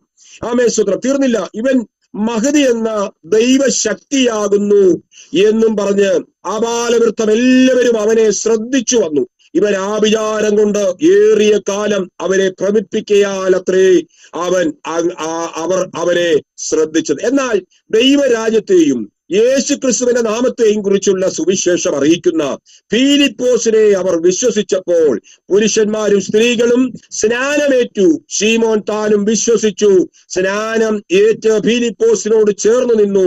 വലിയ വീര്യപ്രവർത്തികളും അടയാളികളും നടക്കുന്നത് കണ്ട് ഭ്രമിച്ചു. നിങ്ങൾ ശ്രദ്ധിച്ചു കേൾക്കണം ആ പദം. എന്ന് വെച്ചാൽ ശീമോൻ എന്ന് പറയുന്ന മന്ത്രവാദത്താൽ ക്ഷുദ്രക്രിയകാൽ ജനത്തെ ഭ്രമിപ്പിച്ചുകൊണ്ടിരുന്ന ഈ മനുഷ്യൻ ഇവരെ പറഞ്ഞ് ഭ്രമിപ്പിക്കുമ്പോൾ ഞാനൊരു ദൂത് കൈമാറട്ടെ. അവിടെ ആ ജനം മൊത്തം ഈ ശീമോന്റെ മന്ത്രവാദത്താൽ ഭ്രമിച്ചിരിക്കുകയാണ്. അങ്ങനെ ഇരിക്കുന്ന സാഹചര്യത്തിൽ ദൈവാത്മം നിയോഗിതനായി ഫിലിപ്പോസ് ഇവരെ അടുക്കൽ ചെന്ന് മാനസാന്തരപ്പെടുന്നതിനെ കുറിച്ചും സ്നാനപ്പെടുന്നതിനെ കുറിച്ചും നിത്യതയെക്കുറിച്ചും പ്രസംഗിക്കുവാൻ തുടങ്ങി. തന്റെ പ്രഭാഷണം ആത്മാവിന്റെ നിറവിൽ നിന്നുകൊണ്ടായത്. നമുക്കറിയാം, മേശമേൽ ശുശ്രൂഷിക്കുവാൻ വേണ്ടി പ്രധാനികളായി 7 പേരെ തെരഞ്ഞെടുത്തവരിൽ ഒരാളാണ് ആര്? ഫിലിപ്പോസ്. ഈ ഫിലിപ്പോസ് ഇവർ ആത്മനിറവുള്ളവരാണ്. ആമേശ്വത്രം മാന്യരാണ്. അങ്ങനെയാണ് 7 പേരെ തെരഞ്ഞെടുക്കുന്നത്. സ്തെഫാനോസിനെ കുറിച്ചൊക്കെ നമുക്കറിയാം. 1-ാമത്തെ രക്തസാക്ഷിയായി തീർന്ന സ്തെഫാനോസ് കല്ലേറുകൊണ്ട് മരിക്കുന്ന സമയത്ത് ആത്മപൂർണനായി സ്വർഗത്തിലേക്ക് നോക്കിയപ്പോൾ പിതാവിന്റെ വലത്തുഭാഗത്ത് എഴുന്നേറ്റ് നിന്ന് തന്റെ പ്രാണനെ സ്വീകരിക്കാൻ നിൽക്കുന്ന പുത്രൻ തമ്പുരാനെയാണ് കണ്ടത്. എന്ന് വെച്ചാൽ നമ്മുടെ കഷ്ടതയുടെ നടുവിൽ ഇരിക്കുന്നവനല്ല, എഴുന്നേറ്റ് ആ നിമിഷം ഇടപെടുന്ന ഒരു തമ്പുരാനാണ് നമ്മുടെ തമ്പുരാനെന്ന് നമ്മുടെ കർത്താവ് ഇന്ന് രാത്രിയിൽ തിരിച്ചറിയണം. യെസ്. ആമേൻ. ഈ ഫിലിപ്പോസ് ഈ സത്യവചനം അവിടെ പ്രസംഗിച്ചു. എന്താ പ്രസംഗിച്ചത്? ആമേൻ. യേശുക്രിസ്തുവിന്റെ നാമത്തെ കുറിച്ച്, ദൈവരാജ്യത്തെ കുറിച്ച് അവിടെ അവൻ പ്രസംഗിക്കുവാനിടയായിത്തീർന്നു. 12-ാമത്തെ വാക്യമാണ്. ആമേൻ. ഈ സുവിശേഷം അറിയിക്കുന്ന ഫിലിപ്പോസിനെ അവർ വിശ്വസിച്ചു. ദൈവമൈതലേ, ഞാൻ പറയുന്ന പ്രസംഗം എന്നെയും എന്റെ ഉപദേശത്തെയും, വചനം എങ്ങനെയാ പറയുന്നത്? നിന്നെയും നിന്റെ ഉപദേശത്തെയും നീ സൂക്ഷിക്കുമ്പോൾ നിന്റെ പ്രസംഗം കേൾക്കുന്നവർ രക്ഷിക്കപ്പെടുന്ന. എന്റെ ഉപദേശം എന്റേതല്ല, എന്നെ ഏൽപ്പിച്ചവന്റെയാണ്. ഞാൻ പ്രസംഗിക്കുന്ന പ്രസംഗം എന്റേതല്ല, എന്റെ മേൽ പകർന്ന ദൈവത്തിന്റെ ആത്മാവ്, ദൈവം തന്ന അരുളപ്പാടുകളാണ്. അരുളപ്പാടുകൾ അറിയിക്കുമ്പോൾ ഈ വചനം ദൈവത്തിന്റെയാണ്. അതുകൊണ്ടാണ് ഞാൻ ആദ്യം വചനത്തെ കുറിച്ച് പറഞ്ഞത്. വചനം എന്റേത്. ആരാ പറഞ്ഞത്? ദൈവം പറയുകയാണ്. വചനം എന്റേത്. എന്റെ വായിൽ നിന്ന് പുറപ്പെടുന്ന വചനം എന്റേത് മാത്രമാണ്. ആമേൻ. ആ വചനത്തിന്റെ പ്രത്യേകത എന്താ? അത് പോയി കാര്യം സാധിച്ചേ മടങ്ങി വരത്തുള്ളൂ. ഇന്ന് രാത്രിയിൽ ഇവിടെ ഇരുന്നു കൊണ്ട്, അല്ലെങ്കിൽ അവിടെ ഇരുന്നു കൊണ്ട് ഒരു ദൈവപൈതൽ, ഒരു ദൈവദാസൻ പ്രാർത്ഥിക്കുമ്പോൾ ഇവിടെ ഇരിക്കുന്ന എനിക്ക് വിടുതലായി വ്യാപരിക്കുമെങ്കിൽ, ഞാൻ ഇവിടെ ഇരുന്ന് പ്രാർത്ഥിക്കുമ്പോൾ അല്ലെ പ്രസംഗിക്കുമ്പോൾ എന്റെ പ്രസംഗം കേൾക്കുന്ന നിങ്ങളുടെ മേൽ ആ ശക്തി വ്യാപരിക്കുമെങ്കിൽ, ഈ ശക്തി അത്യന്തം ശക്തിയാണ്. ഈ അത്യന്തം ശക്തി ഒരുവന്റെ മേൽ വന്നു കഴിഞ്ഞാൽ അവൻ ആള് മാറും, രൂപം മാറും, അവൻ സ്വഭാവം മാറും, അവൻ ദൈവ സ്വഭാവത്തിനും ദിവ്യ സ്വഭാവത്തിനും ഉടമയായി മാറും. ആ ദിവ്യ സ്വഭാവത്താൽ അവൻ അനേക അത്ഭുതങ്ങളെ ചെയ്യുവാൻ ഇടയായിത്തീരും. നമ്മുടെ വീട്ടിലെ പ്രതിസന്ധി ഏറ്റവും കൂടുതൽ വരുന്നത് നമ്മൾ അറിഞ്ഞിട്ടേ എല്ലാം വരത്തുള്ളൂ. ആമേൻ. പ്രാർത്ഥനയാൽ എല്ലാ കാര്യങ്ങളും ക്ഷമിച്ചുകൊണ്ടും സഹിച്ചുകൊണ്ടും ദൈവകൃപയിൽ നിന്നുകൊണ്ട് ആ കാര്യങ്ങളെ കൈകാര്യം ചെയ്യുകയാണെങ്കിൽ നമ്മുടെ പ്രശ്നങ്ങൾ ഒന്നും നമ്മുടെ മുൻപിൽ ശക്തമായി നിൽക്കുകയില്ല പ്രിയരെ. അത് പരിഹരിക്കപ്പെടാൻ കഴിയും. അത് മാറിപ്പോവുക തന്നെ ചെയ്യും. ആമേൻ. അതിന് വേണ്ടുന്നത് ദൈവത്തിന്റെ കൃപയും ദൈവത്തിന്റെ ശക്തിയുമാണ്. ഈ ഫിലിപ്പോസ് ഇത് പ്രസംഗിച്ചപ്പോൾ അവിടെയുള്ള ആ ജനം ഈ വചനം കേട്ടു, അവർ ഭ്രമിച്ചു പോയെന്ന് പറയുന്നിരിക്കുന്നത്. ഇന്നലകളിൽ ഈ ശമരിയ പട്ടണത്തെ ഭ്രമിപ്പിക്കുന്ന ഒരുവൻ മന്ത്രവാദത്താൽ ഭ്രമിപ്പിക്കുന്നവനാണെങ്കിൽ, ഇന്ന് രാത്രി ഞാൻ ഈ ദൂത് വിളിച്ചു പറയുമ്പോൾ ആമേ സ്തോത്രം ഹല്ലേലൂയ, അവിടെ വന്നു കയറിയ മറ്റൊരാൾ ആത്മനിറവുള്ള ഫിലിപ്പോസ് ആണ്. സ്തോത്രം പറയാൻ കഴിയുമോ? ആമേ സ്തോത്രം. ഇന്നലകളിൽ ഒരു ശമരിയ പട്ടണത്തെ മുഴുവൻ മന്ത്രവാദത്താൽ ക്ഷുദ്രപ്രയോഗത്താൽ ജനത്തെ ഭ്രമിപ്പിച്ചുകൊണ്ടിരിക്കുമ്പോൾ ദൈവകൃപയുള്ളവർ ആ പട്ടണത്തിൽ കടന്നു കയറിയപ്പോൾ ആത്മനിറവൻ നിന്നുകൊണ്ട് ദൈവരാജ്യത്തെക്കുറിച്ചും മാനസാന്തരത്തെക്കുറിച്ചും പ്രസംഗിച്ചപ്പോൾ ആമേൻ, ആ വചനം കേട്ടവർ ഭ്രമിച്ചു. എന്താ ഭ്രമിച്ചത്? ഇങ്ങനെ ഈ വചനം കേട്ടവർ ഭ്രമിക്കാൻ തുടങ്ങി. ദൈവരാജ്യത്തെക്കുറിച്ച് യഥാർത്ഥമായി ആത്മനിറവിൽ പ്രസംഗിക്കുമ്പോൾ, ദൈവവചനം ശക്തമായി ഉരുവിടുമ്പോൾ ആമേൻ, വചനം കേൾക്കുന്നവർ ഭ്രമിക്കും. പ്രിയരെ, ദൈവത്തിന്റെ അത്ഭുതങ്ങൾ നടക്കുമ്പോൾ, പരിശുദ്ധാത്മാവിന്റെ ഇടപെടൽ നടക്കുമ്പോൾ ജനം ഭ്രമിക്കും കേട്ടോ. ഒരുവൻ നമ്മുടെ അടുക്കൽ വരണമെന്നുണ്ടെങ്കിൽ അവർ ദൈവഭീതി, ദൈവഭയം, പിതാവിന്റെ ആകർഷണം, അവർ പുത്രനെ കാണുവാനിടയായി തീരണം. എങ്ങനെയാ കാണുന്നത്? എന്നിലൂടെയാണ് ആ കർത്താവിനെ ആ വ്യക്തി കാണുന്നത്. ഫിലിപ്പോസ് വന്നപ്പോൾ ചരിത്രം മാറി കേട്ടോ. ആമേ സ്തോത്രം ഹല്ലേലൂയ. ഇത് കർത്താവായ യേശു ക്രിസ്തു ഇതിന് മുൻപേ കയറി ഈ ചരിത്രത്തെ ഒന്ന് തിരുത്തിയിട്ടാ പോയത്. അതാ യേശുവിന്റെ മേൽ വ്യാപരിച്ച ആത്മാവ് ഫിലിപ്പോസിന്റെ മേൽ വന്നപ്പോൾ ശമരിയ പട്ടണത്തിൽ. അപ്പൊ ഞാൻ അത് ഇങ്ങനെ ചിന്തിക്കുന്നു കേട്ടോ. കർത്താവ് ഒരിക്കലും ശമരിയ പട്ടണത്തിൽ കയറിയതല്ലേ? യോഹന്നാന്റെ സുവിശേഷം 4-ാം അധ്യായത്തിൽ നമുക്കത് വായിക്കുമ്പോൾ അറിയാം. യേശു ശമരിയ പട്ടണത്തിൽ, സുക്കാർ എന്ന പട്ടണത്തിൽ, ശമരിയ പട്ടണത്തിൽ. എന്താ ഈ പട്ടണത്തിന്റെ പ്രത്യേകത? സുക്കാർ എന്ന് പറയുന്ന ഈ ആമേൻ ദോദാൻ, ഷെക്കീം, സുക്കാർ എന്നറിയപ്പെടുന്ന ആമേൻ, ഇവിടേക്കാണ് ആമേൻ ഉൽപ്പത്തി പുസ്തകം 37-ാം അധ്യായത്തിൽ യോസേഫ് തന്റെ സഹോദരന്മാർക്ക് ആഹാരവുമായിട്ട് അപ്പൻ പറഞ്ഞു വിട്ടിട്ട് പോകുന്ന സ്ഥലം അല്ലേ? ആമേൻ, അവിടേക്കാ കടന്നു ചെല്ലുന്നത്. എന്താ കടന്നു ചെല്ലുന്നത്? വീട്ടിൽ നിന്നും അപ്പൻ പറഞ്ഞു വിടുമ്പോൾ പറയുന്ന ഒരു കാര്യമുണ്ട്. മോനെ, സഹോദരങ്ങൾ, നിന്റെ സഹോദരങ്ങൾ എങ്ങനെ ഇരിക്കുന്നു എന്ന് ആമേൻ അവരുടെ വിശേഷവും അറിഞ്ഞേച്ച് നീ വരാൻ പറഞ്ഞു വിട്ടതാ. വീട്ടിൽ നിന്ന് പോകുമ്പോൾ ആഹാര സാധനം, ഭക്ഷണവുമായിട്ട് സഹോദരനെ കാണാൻ ചെല്ലുകയാ. സഹോദരന്മാരെ കാണാൻ ചെന്നപ്പോൾ അവിടെ ഇവരിങ്ങനെ യോസേഫ് കറങ്ങി നടക്കുന്നത് കണ്ട് അവിടെ നിന്ന് ഒരു പുരുഷൻ, ഒരാൾ ഇങ്ങനെ ചോദിച്ചു, നീ ആരെ തിരയുന്നു? അപ്പോൾ പറഞ്ഞു, എന്റെ സഹോദരങ്ങൾ ഇവിടെ ആടിനെ മേയ്ക്കാൻ വന്നിരുന്നു. ആമേ സ്തോത്രം. അപ്പം ആമേ ദോദാനിൽ നിന്നും ഷേക്കേമിൽ നിന്ന് ദോദാനിലേക്ക് പോയി എന്നൊരു അറിവ് കിട്ടി. അവിടുന്ന് ഏകദേശം തൊട്ടടുത്തുള്ള സ്ഥലമാണ്. ഞാൻ പറയട്ടെ, യോസേഫ് ആഹാരവുമായി കടന്നു ചെന്ന് കഴിഞ്ഞപ്പോൾ ആഹാരമായി കടന്നു ചെല്ലുന്ന ഇവനെ കണ്ടു ദേണ്ട്രാ സ്വപ്നക്കാരൻ വരുന്നു എന്ന് പറഞ്ഞ് അവനെ കൊന്നു കളയുവാൻ പദ്ധതിയിട്ടു. എന്നാൽ സ്തുതിക്കുന്നവൻ ആലോചന വെളിപ്പെട്ടു. യഹൂദ എന്താ പറഞ്ഞതെന്നറിയാം? യഹൂദ എന്ന വാക്കിന്റെ അർത്ഥം സ്തുതി എന്നാണ്. സ്തുതിക്കുന്നവന്, ആരാധിക്കുന്നവന് ആമേൻ ദൈവം ദൈവകൃപയാൽ ഐഡിയ വെളിപ്പെടുത്തും. അവനാ പറഞ്ഞത്, ആമേൻ മിദ്യാന്യ കച്ചവടക്കാർക്ക് എന്ത് ചെയ്യാം? വിറ്റ് കളയാമെന്ന് പറഞ്ഞു. അപ്പോൾ നോക്കിയപ്പോൾ സുഗന്ധദ്രവ്യങ്ങൾ വിൽക്കുവാൻ വരുന്ന മിദ്യാന്യ കച്ചവടക്കാർ ആ വഴി കടന്നു വരുന്നു. അങ്ങനെ ആ വഴി മിദ്യാന്യ കച്ചവടക്കാർ കടന്നു വരുമ്പോൾ ആമേൻ അവർക്ക് ഇവനെ 20 വെള്ളിക്കാശിന് വിറ്റ് കളയുന്നു. ഹല്ലേലൂയ. ഈ ആമേൻ സ്തോത്രം ഹല്ലേലൂയ. യോസേഫ് യേശുക്രിസ്തുവിന് നിഴലാ കേട്ടോ. യോസേഫും യേശുക്രിസ്തുവും തമ്മിൽ ഒരു ബന്ധമുണ്ട് കേട്ടോ. ആമേൻ, ബന്ധമെന്ന് പറഞ്ഞു കഴിഞ്ഞാൽ ഇവര് തമ്മിൽ ഒരു നിഴലാണ്. കാരണം സഹോദരന്മാരെ തേടിപ്പോയത് ആര്? യോസേഫ്. യേശുക്രിസ്തുവോ കാണാതെ പോയ ആളുകളെ തിരഞ്ഞു രക്ഷിപ്പാൻ ആമേൻ ആമേൻ ആമേൻ തന്റെ സഹോദരന്മാരെ തേടി ലോകത്തിലേക്ക് പിതാവ് അയച്ചിട്ട് ഈ ഭൂമിയിലേക്ക് ഇറങ്ങി വന്ന കർത്താവ്. നമ്മുടെ കർത്താവ് തേടി വന്നവർ ആരെ തേടിച്ചെന്നോ അവർ തന്നെ അവനെ എന്ത് ചെയ്തു? കൊന്നുകളയുവാനിടയായി തീർന്നു. സഹോദരന്മാരുടെ ക്ഷേമം അന്വേഷിക്കാൻ പോയപ്പോൾ അവർ തന്നെ ഈ സഹോദരനെ പൊട്ടക്കുഴിയിലിട്ട് കളഞ്ഞു. മിദ്യാന്യ കച്ചവടക്കാർക്ക് വിറ്റ് കളഞ്ഞു. അവിടെ നിന്നും അവൻ മാർക്കറ്റിൽ നിന്ന് പൊത്തിപ്പേർ വില കൊടുത്ത് മേടിക്കുന്നു. അവിടെ നിന്നും അവൻ കാരാഗ്രഹത്തിലേക്ക് പോകുന്നു. അവിടെ നിന്നും അവൻ യഥാർത്ഥ മന്ത്രിയായി പുറത്തു വരുന്നു.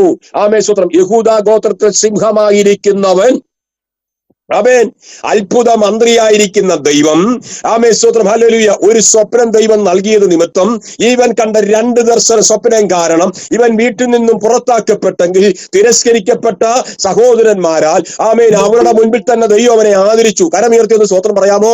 ഒട്ടിയ വയറും കാലിച്ചാക്കും പിടിച്ചുകൊണ്ട് അവന്റെ മുൻപിൽ ആഹാര സാധനത്തിന് വേണ്ടി ചെല്ലുമ്പോൾ ഭക്ഷ്യസാധനം മേടിക്കാൻ ചെന്നവനെ കണ്ട് ആമേ സ്തോത്രം ഈ സഹോദരങ്ങളെ കണ്ടപ്പോൾ യോസേഫിന് മനസ്സിലായി ഇവർ യഥാർത്ഥമായ എന്റെ സഹോദരങ്ങളാണ്. മനസ്സിലായപ്പോൾ അവിടെ ഒരു പദം ഇങ്ങനെ പറയുന്നുണ്ട്, അവൻ കരയുവാൻ ഇടമന്വേഷിച്ചു. എത്ര പേർക്ക് മനസ്സിലാകുന്നുണ്ട്? ഹല്ലേലൂയ. സഹോദരന്മാരുടെ അവസ്ഥ കണ്ട് കരയുവാൻ ഒരു ഇടമന്വേഷിച്ചു. ഇതാ ദൈവകൃപയുള്ളവന്റെ പ്രത്യേകത, ഇതാ അഭിഷേകമുള്ളവന്റെ പ്രത്യേകത, ഇതാ ദൈവ സാന്നിധ്യം അനുഭവിക്കുന്നവന്റെ പ്രത്യേകത. ഹല്ലേലൂയ. നെഹമ്യാവിന്റെ കാര്യം കണ്ടോ? സഹോദരന്മാരുടെയും തന്റെ സ്നേഹിതരുടെയും ആമേൻ അവസ്ഥ അറിഞ്ഞപ്പോൾ, യെരൂശലേമിന്റെ അവസ്ഥ അറിഞ്ഞപ്പോൾ അവൻ ഇരുന്ന് കരഞ്ഞു എന്ന് പറയുന്നത്. ആമേൻ, ഒരുവന്റെ അവസ്ഥ കണ്ട്, അവന്റെ കഷ്ടത കണ്ടിട്ട് കരയാൻ കഴിയുന്ന ഒരു മനസ്സുണ്ടെങ്കിൽ ഹല്ലേലൂയ. മനസ്താപമുള്ള ഒരു ഹൃദയമുണ്ടെങ്കിൽ ആ വ്യക്തിയുടെ മേൽ ദൈവത്തിന്റെ കൃപയാണുള്ളത്. സ്തോത്രം. ഈ യോസേഫിനെ ഉപദ്രവിച്ച് മുറിവേൽപ്പിച്ച സ്ഥലമാണ് സ്തോത്രം ഹല്ലേലൂയ പിന്നീട് യാക്കോബിന്റെ കിണറുള്ള സ്തോത്രം യോസേഫിന്റെ നിലമെന്നറിയപ്പെടുന്ന ഈ ശമരിയ പട്ടണം. നിങ്ങൾ ആ ഭാഗം വീട്ടിൽ പോയി വായിച്ചാൽ മതി, പിന്നീട് വായിച്ചാൽ മതി. വീട്ടിലാണല്ലോ നിങ്ങൾ ഇരിക്കുന്നത്, ഇനി അവിടെ പോയി വായിക്കാനല്ലേ? നിങ്ങൾ ഇരിക്കുന്നിടത്ത് പിന്നീട് വായിച്ചാൽ മതി. ഞാൻ ആ ഭാഗം നിങ്ങളോട് പറഞ്ഞതേ ഉള്ളൂ. ആ 4-ാം അധ്യായം നമ്മൾ വായിക്കുമ്പോൾ അവിടെ വ്യക്തമായി പറയുന്ന ഒരു പദം നമുക്ക് കാണാൻ കഴിയുന്നുണ്ട്. യോഹന്നാന്റെ സുവിശേഷം 4-ാം അധ്യായത്തിൽ സ്തോത്രം ഹല്ലേലൂയ യേശു കർത്താവ് അവിടെ അവളുമായി സംഭാഷണം നടത്തുമ്പോൾ സ്തോത്രം 11-ാമത്തെ വാക്യമാണ് പറയുന്നത്. സ്തോത്രം. സ്ത്രീ അവനോട്, യജമാനനേ, നിനക്ക് കോരുവാൻ പാത്രമില്ലല്ലോ, കിണർ ആഴമുള്ളതാകുന്നു, പിന്നെ ജീവനുള്ള വെള്ളം ഞാൻ നിനക്ക് എവിടെ നിന്ന് തരും? നമ്മുടെ പിതാവായി യാക്കോബിനേക്കാൾ നീ വലിയവനോ? അവനാകുന്നു ഈ കിണർ ഞങ്ങൾക്ക് തന്നത്. അവനും അവന്റെ മക്കളും മൃഗങ്ങളും ഇതിലെ വെള്ളം കുടിച്ചു പോകുന്നു എന്ന് പറഞ്ഞു. കണ്ടോ പദം, കണ്ടോ? സ്തോത്രം. അപ്പോൾ കർത്താവ് ദൈവം തമ്പുരാൻ, പുത്രൻ തമ്പുരാൻ ഇവളുടെ അടുക്കൽ ചെന്ന് ഈ ശമരിയ പട്ടണത്തിലേക്ക് സ്തോത്രം കടന്നു കയറിയിട്ട് ഇവളുമായി സംഭാഷണം നടത്തുമ്പോൾ സ്തോത്രം ഹല്ലേലൂയ ഇവൾ പറയുന്ന ഒരു കാര്യമുണ്ട്. ഈ കിണർ ഞങ്ങളുടെ അല്ല, ഇത് യാക്കോബിന്റെ കിണറാണ്. അവന്റെ മക്കളാണ് ഇവിടുന്ന് വെള്ളം കോരുന്നത്. സ്തോത്രം. പിന്നെ ഞങ്ങൾ ഇവിടെ വന്ന് വെള്ളം കോരാനുള്ള കാരണം എന്താണെന്നറിയാമോ? സ്തോത്രം ഹല്ലേലൂയ ആരും കോരാതെ മറ്റെല്ലാവരും കോരിക്കഴിയുമ്പോൾ സ്തോത്രം ഹല്ലേലൂയ ഇവൾ എന്ത് ചെയ്യും? വന്ന് വെള്ളം കോരും. സ്തോത്രം ഹല്ലേലൂയ ഈ സമയത്ത് കർത്താവ് വരുന്നത്. സ്തോത്രം. മനസ്സിലാകുന്നുണ്ടോ? എന്ന് വെച്ചാൽ യോസേഫേ, നീ മുറിവേറ്റ് നിന്ദിക്കപ്പെട്ട സ്ഥലത്ത് നീ സ്തോത്രം ഹല്ലേലൂയ നിന്റെ നിലത്തിനരികെ, യോസേഫിന്റെ നിലം സ്തോത്രം ഹല്ലേലൂയ ഇവിടെ 4-ാം വാക്യം ഇങ്ങനെയാ, 3-ാം വാക്യം ഇങ്ങനെയാ പറഞ്ഞു. അവൻ യഹൂദ ദേശം വിട്ട് പിന്നെയും ഗലീലയ്ക്ക് യാത്ര, അവൻ ശമരിയിൽ കൂടി കടന്നു പോകേണ്ടതിനായി അവൻ അതുവഴി സുഖാർ എന്നൊരു ശമരിയ പട്ടണത്തിൽ യാക്കോബ് തന്റെ പുത്രനായ യോസേഫിന് കൊടുത്ത നിലം. കണ്ടോ, എവിടെ നിന്ദിക്കപ്പെട്ടോ അവിടെ തന്നെ ആ നിലം അവന്റേതായി മാറി. നീ നിന്ദിക്കപ്പെട്ട സ്ഥലത്ത് ദൈവമേ, നമ്മൾ നിന്ദിക്കപ്പെട്ട ഇടത്ത് നമ്മെ ദൈവം മാനിക്കും. ഹല്ലേലൂയ. നീ കരഞ്ഞ വിഷയത്തെ തമ്പുരാൻ ഇന്ന് രാത്രി തോടും. വിശ്വസിക്കുന്നവരുണ്ടോ? ഒന്ന് കരം ഉയർത്തി സ്തോത്രം പറഞ്ഞു. സ്തോത്രം. നീ എവിടെ കരഞ്ഞു, ഏത് വിഷയത്തെ ചൊല്ലി കരഞ്ഞു, ഏത് മേഖലയിൽ നിന്ദിക്കപ്പെട്ടോ അവിടെ തന്നെ നിന്റെ തല ദൈവം ഉയർത്തും. ദാവീദ് ഇങ്ങനെ പ്രാർത്ഥിക്കുന്നു, നീയോ യഹോവേ എനിക്ക് ചുറ്റും പരിചയം, എന്റെ അതിമഹത്വവും എന്റെ തല ഉയർത്തുന്ന ദൈവമല്ലോ. എന്താ തല ഉയർത്തിയത്? ദാവീദിനോട് ചോദിക്കാം. ദാവീദ് പറയും, എന്നെ എന്റെ വീട്ടിൽ നിന്ന് തിരസ്കരിച്ച് മാറ്റി നിർത്തിയതാ. കാട്ടിൽ അപ്പൻ തന്ന ആടിനെ മേയിച്ചിരിക്കുന്ന സമയത്തെ ദൈവം എന്നെ കണ്ടത് ഞാൻ അറിഞ്ഞില്ല. ദൈവം ശമൂവേൽ പ്രവാചകനോട് പറയുന്നുണ്ട്, ഇസ്രായേലിന്റെ പ്രഭുവായ ഞാൻ ഒരുവനെ കണ്ടിട്ടുണ്ട്. സ്തോത്രം ഹല്ലേലൂയ. ആരെയാ കണ്ടത്? ദാവീദിനെ കാട്ടിൽ വെച്ചേ തന്നെ കണ്ടു. അവന്റെ ജീവിതം കണ്ടു, അവന്റെ പ്രവൃത്തി കണ്ടു, അവന്റെ ഇടപെടൽ കണ്ടു, അവനെ സമൂലമായി പരിശോധിച്ചു കർത്താവ്. സ്തോത്രം. ദൈവം അവനെ കണ്ടു. അന്ന് തിരഞ്ഞെടുത്തതാ. പക്ഷെ തിരഞ്ഞെടുപ്പ് വെളിപ്പെടുത്തുന്നത് എപ്പോഴാണെന്നറിയാവോ?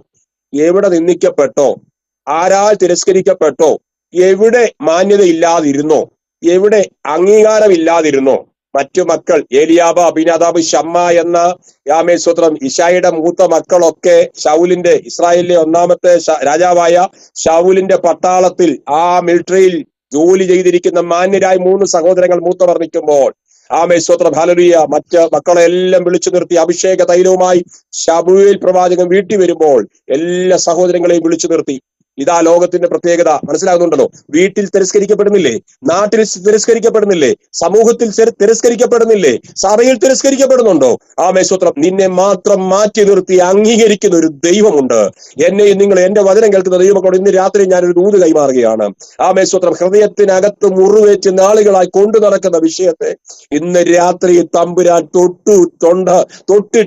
ഞാനത് തിരിച്ചറിയുക. നിനക്ക് വേണ്ടി ഒരു വഴി തുറക്കുന്ന ദൈവമാണ്. നിനക്ക് വേണ്ടി ഒരു വാതിൽ തുറക്കുന്ന ദൈവമാണ്. നീ വേദനപ്പെട്ട ഇടത്തു തന്നെ വേദനിച്ചവരെ കൊണ്ട് തന്നെ സ്തോത്രം ഹല്ലേലൂയ അവരുടെ മുമ്പിലാണ് നമ്മളെ മാനിക്കാൻ പോകുന്നത്. ഹല്ലേലൂയ. എന്താ പ്രത്യേകം അറിയാമോ? ഈ സഹോദരങ്ങളുടെ മുൻപിൽ അഭിഷേകം നടത്തിയത്. സ്തോത്രം. സഹോദരങ്ങൾ അറിഞ്ഞില്ല, അപ്പൻ അറിഞ്ഞില്ല, അമ്മ അറിഞ്ഞില്ല. ഇവന്റെ മേലാണോ ഈ അഭിഷേകം? ഇസ്രായേൽ രാജാവായി മാറാൻ പോകുന്നവനാ. പിന്നെ കാലങ്ങൾ കാത്തു നിൽക്കേണ്ടി വന്നു. ഇവനെ പിന്നെയും അഭിഷേകം ചെയ്തു. 3 വെച്ച് ദാവീദിനെ അഭിഷേകം ചെയ്യുന്നുണ്ട്. ഇസ്രായേൽ പ്രഭുക്കന്മാരുടെ ഇടയിൽ വെച്ച്, 1-ാമതായി വീട്ടിൽ വെച്ച്, സ്തോത്രം ഹല്ലേലൂയ ഇസ്രായേൽ ഗോത്ര പിതാക്കന്മാരുടെ മുമ്പിൽ വെച്ച് ഇവരെ അഭിഷേകം ചെയ്യുക എന്ന് വെച്ചാൽ സ്തോത്രം അംഗീകാരം വീട്ടിനകത്ത് ഒതുങ്ങാനല്ല, കാട്ടിൽ വിശ്വസ്തനായിരുന്നവൻ, അപ്പനേൽപ്പിച്ച ഉത്തരവാദിത്വത്തിൽ ഉത്തരവാദിത്വം ഏറ്റെടുത്ത് അതിനകത്ത് ഉത്സുകനായി നിന്നവൻ, ദൈവം അവനെ കണ്ടു. അപ്പന്റെ ആടുകളെ പിടിക്കുവാൻ വന്ന സിംഹത്തെയും കരടിയെയും കൊന്ന് അവനെ അടിച്ചു കൊന്നും വലിച്ചു കീറിയും കളഞ്ഞ അവന്റെ ഉത്തരവാദിത്വം എത്ര വലുതാ. ഗോലിയാത്തിനെ കൊന്നവൻ ഇസ്രായേലിൽ നിന്ന് മാറ്റിക്കളയുവാൻ തക്കവണ്ണം ഒറ്റ നിമിഷം ഇടപെട്ട് നിന്നവനെ പോലും അഭിഷേകം നഷ്ടപ്പെട്ടവൻ ഇവനെ കുന്തപറഞ്ഞു കൊല്ലുവാൻ വേണ്ടി അതുല്ല ഗുഹയ്ക്കകത്ത് വെൻഗതി ഗുഹയ്ക്കകത്ത് ഒളിച്ചും മറഞ്ഞിരിക്കുകയാണ്. ഓടിപ്പോയി രഹസ്യത്തിൽ ഓടുകയാണ്. സ്വന്തം മകൻ അബ്ശാലോം അവനെതിരെ വന്നപ്പോഴും സിംഹാസനം മറിച്ചിട്ട് ഓടിപ്പോകുന്നവൻ. സ്വത്രം ഹല്ലേലൂയ. ആ ഭക്തനായ മനുഷ്യൻ പാടിയൊരു പ്രാർത്ഥനയാണ്, പ്രാർത്ഥിച്ചൊരു പ്രാർത്ഥനയാണ്, നീയോ യഹോവേ എനിക്ക് ചുറ്റും പരിചയം, എന്റെ മഹത്വവും എന്റെ തല ഉയർത്തുന്ന ദൈവമല്ലോ. തല ഉയർത്തുവാൻ ദൈവം തീരുമാനിച്ചാൽ ഇന്ന് രാത്രി തിരിച്ചറിഞ്ഞു, ഒരു മനുഷ്യനും അതിനെ തടയാൻ കഴിയത്തില്ല. യഹോവ നിർണയിച്ചിരിക്കുന്നു.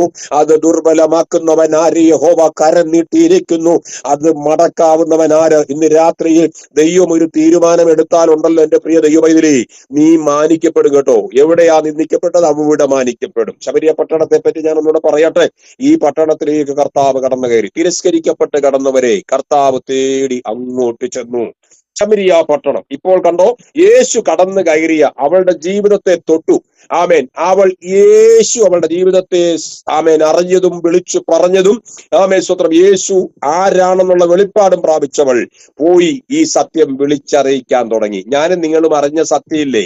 നമ്മളെ വിടുവിച്ച വീണ്ടെടുപ്പുകാരനില്ലേ, വീണ്ടെടുത്ത കർത്താവ്, ആ യേശു ക്രിസ്തുവിനെ നമ്മൾ ഘോഷിക്കണം, മറ്റുള്ളവരോട് വിളിച്ചു പറയണം, കർത്താവ് മാത്രമാണ് ഏക രക്ഷകൻ, എന്നെ വിടുവിച്ച ദൈവം, എന്റെ പ്രശ്നത്തെ തൊട്ടവൻ. നമ്മൾ ദൈവസന്നിധിയിൽ വന്നിട്ട് പിന്നെയും ആ അടിമനുഖത്തിനകത്ത് നമ്മൾ എന്ത് ചെയ്യരുത്? കുടുങ്ങിപ്പോകരുത്. പൗലോസ് ഗലാത്യയിലെ വിശ്വാസിയോട് പറയുന്നത്, ആ ബുദ്ധിയില്ലാത്ത ഗലാത്യരേ, സ്വത്രം ക്രിസ്തു നിങ്ങളെ സ്വതന്ത്രരാക്കിയിരിക്കെ പിന്നെയും നിങ്ങൾ അടിമനുഖത്തിൽ കുടുങ്ങിപ്പോകുന്നത് എന്ത്? ഈ പെന്തക്കോസ്ത് അനുഭവത്തിലേക്ക് ഇറങ്ങി തിരിച്ചിട്ടുണ്ടെങ്കിൽ യഥാർത്ഥ വിശ്വാസിയായി, ഒറിജിനൽ ദൈവവൈതലായി, ജീവിതം വെളിപ്പെടുത്തുന്നവരായി, മറ്റുള്ളവരുടെ മുൻപിൽ ക്രിസ്തുവിനെ പ്രസന്റ് ചെയ്യുന്നവരായി നമ്മുടെ ജീവിതം വെളിപ്പെടുത്തി കാണിക്കണം. സ്തോത്രം. നമ്മുടെ ലക്ഷ്യം മറ്റൊന്നിലേക്കും പോകരുത്. അതൊരു വലിയ വിഷയമാണ്, ഏറ്റവും വലിയ പ്രശ്നമാണ്. മണ്ണാശ, പെണ്ണാശ, പൊന്നാശ, ഈ 3 ആശകളാണ് ദൈവ പൈതലിനെ വിശേഷാൽ അനേക ദൈവഭൃത്യന്മാർ വീണുകൊണ്ടിരിക്കുന്നത്. സ്വത്രം ഹല്ലേലൂയ. അനേക ദൈവമക്കൾ പരാജയപ്പെടുന്ന മേഖല അതാണ്. പണത്തിന്റെ പിന്നാലെ പോകുന്നു. സ്വത്രം സമ്പത്തിന്റെ പിന്നാലെ പോകുന്നു. ഇങ്ങനെ ദ്രവ്യാഗ്രഹികളായി അനേകർ മാറിക്കൊണ്ടിരിക്കുന്നു. ഇതൊന്നുമില്ലാതെ ദൈവത്തിന്റെ സന്നദ്ധിയിൽ കർത്താവേ, അന്നു വേണ്ടുന്നത് തന്നു പുലർത്താമെന്ന് പറഞ്ഞൊരു ദൈവമുണ്ട്. ഉണ്മാനും ഉടുക്കുവാനും ഉണ്ടെങ്കിൽ മതിയെന്ന് വെക്കാൻ പറഞ്ഞ തമ്പുരാൻ ഇന്നും വേണ്ടുന്നത് തന്നു പുലർത്തുന്ന ഒരു ദൈവമാണ് ഞങ്ങളുടെ ദൈവമെങ്കിൽ, ഞാൻ സേവിക്കുന്ന ദൈവത്തെ അല്ലാതെ ഇനി മറ്റൊരു ദൈവം എനിക്ക് വേണ്ട. അവൻ എന്റെ തല ഉയർത്തുന്ന ദൈവമാണ്. ഈ ശമരിയ പട്ടണത്തിൽ കർത്താവാണ് തുടങ്ങിയത്. തുടക്കം കുറിച്ച് കടന്നു കയറി ഈ ശമരിയ പട്ടണത്തിലേക്ക് ഫിലിപ്പോസ് പ്രസംഗം വചനവുമായി കടന്നു ചെന്നു. അവിടെയുള്ള ശമരിയ പട്ടണത്തിലെ മുഴുവൻ ജനവും സ്വത്രം ഈ ഫിലിപ്പോസിന്റെ പ്രസംഗം കേട്ടിട്ട് അവർ പറയുകയാണ്, സ്വത്രം ആശ്ചര്യപ്പെട്ടു എന്ന് അവിടെ പറഞ്ഞിരിക്കുന്ന പദം. എന്താണ് ആശ്ചര്യം? സ്വത്രം യേശു ശമരിയ പട്ടണത്തിൽ കൂടെ കടന്നു പോയ ആ പട്ടണത്തിലൂടെ ആത്മനിറവുള്ള, യേശുവിന്റെ മേൽ വ്യാപരിച്ച അതേ ആത്മാവിനാൽ നിറയപ്പെട്ടവനായി ആത്മനിയോഗം പ്രാപിച്ച ഒരു അഭിഷിക്തൻ കയറിയപ്പോൾ അവിടെ അന്ന് വരെ ഉണ്ടായിരുന്ന ക്ഷുദ്രം, മദ്രം, മന്ത്രവാദം, ആഭിചാരം തീർന്നു. ഒരു ദൈവവൈതലിനെ ദൈവം ഒരിടത്താക്കി വെച്ചിട്ടുണ്ടെങ്കിൽ ആ ദേശത്തിന് വേണ്ടി ദൈവമക്കൾ പ്രാർത്ഥിക്കണം. അവിടെ അന്യായ ബന്ധനങ്ങൾ അഴിയപ്പെടണം, ദേശത്തിന്റെ പൂരുകൾ അഴിയപ്പെടണം. ആമേൻ, ആമേൻ, ആമേൻ.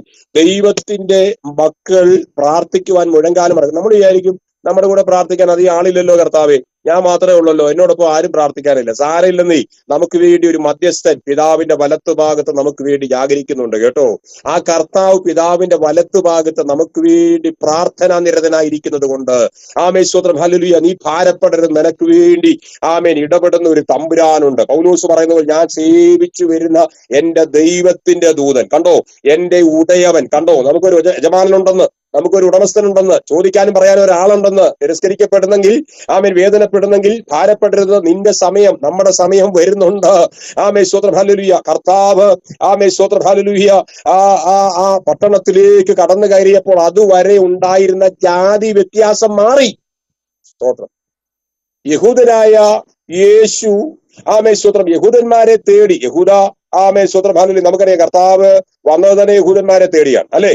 യഹൂദന്മാരെ തേടിയാണ് കർത്താവ് വന്നത് തന്നെ. ആരെ തേടിയാ?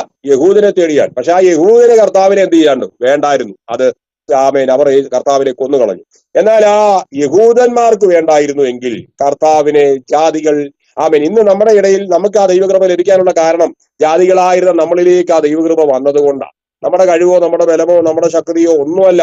ആമേൻ സ്തോത്രം ഹല്ലേലൂയ.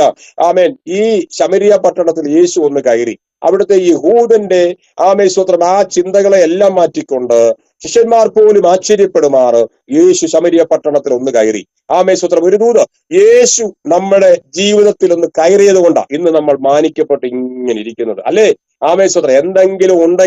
എന്തെങ്കിലും പേരുണ്ടെങ്കിൽ, എന്തെങ്കിലും മാന്യതയുണ്ടെങ്കിൽ കർത്താവ് ഈ ലോകത്തിലേക്ക് വന്നത് കൊണ്ടാ സുവിശേഷം വന്നത്. കർത്താവ് ഈ ലോകത്തിലേക്ക് വന്നത് കൊണ്ടാ അപ്പോസ്തലന്മാർ അറിയപ്പെട്ടത്. കർത്താവ് ഈ ലോകത്തിലേക്ക് വന്നത് കൊണ്ടാ യേശുവിന്റെ അമ്മ മറിയയായാലും വെള്ളത്തുപിതാവായ യോസേഫായാലും ആമേൻ സ്തോത്രം ഹല്ലേലൂയ ബേത്ലഹേം എന്ന ചെറിയ പട്ടണം പോലും അറിയപ്പെടുവാൻ ഇടയായിത്തീർന്നത്. യേശു ഈ ലോകത്തിലേക്ക് വന്നത് കൊണ്ടാ ഞാൻ ഇന്ന് രാത്രിയിൽ ഈ വചനം ഇവിടെ ഇരുന്ന് പ്രസംഗിക്കുന്നത്. ഹല്ലേലൂയ.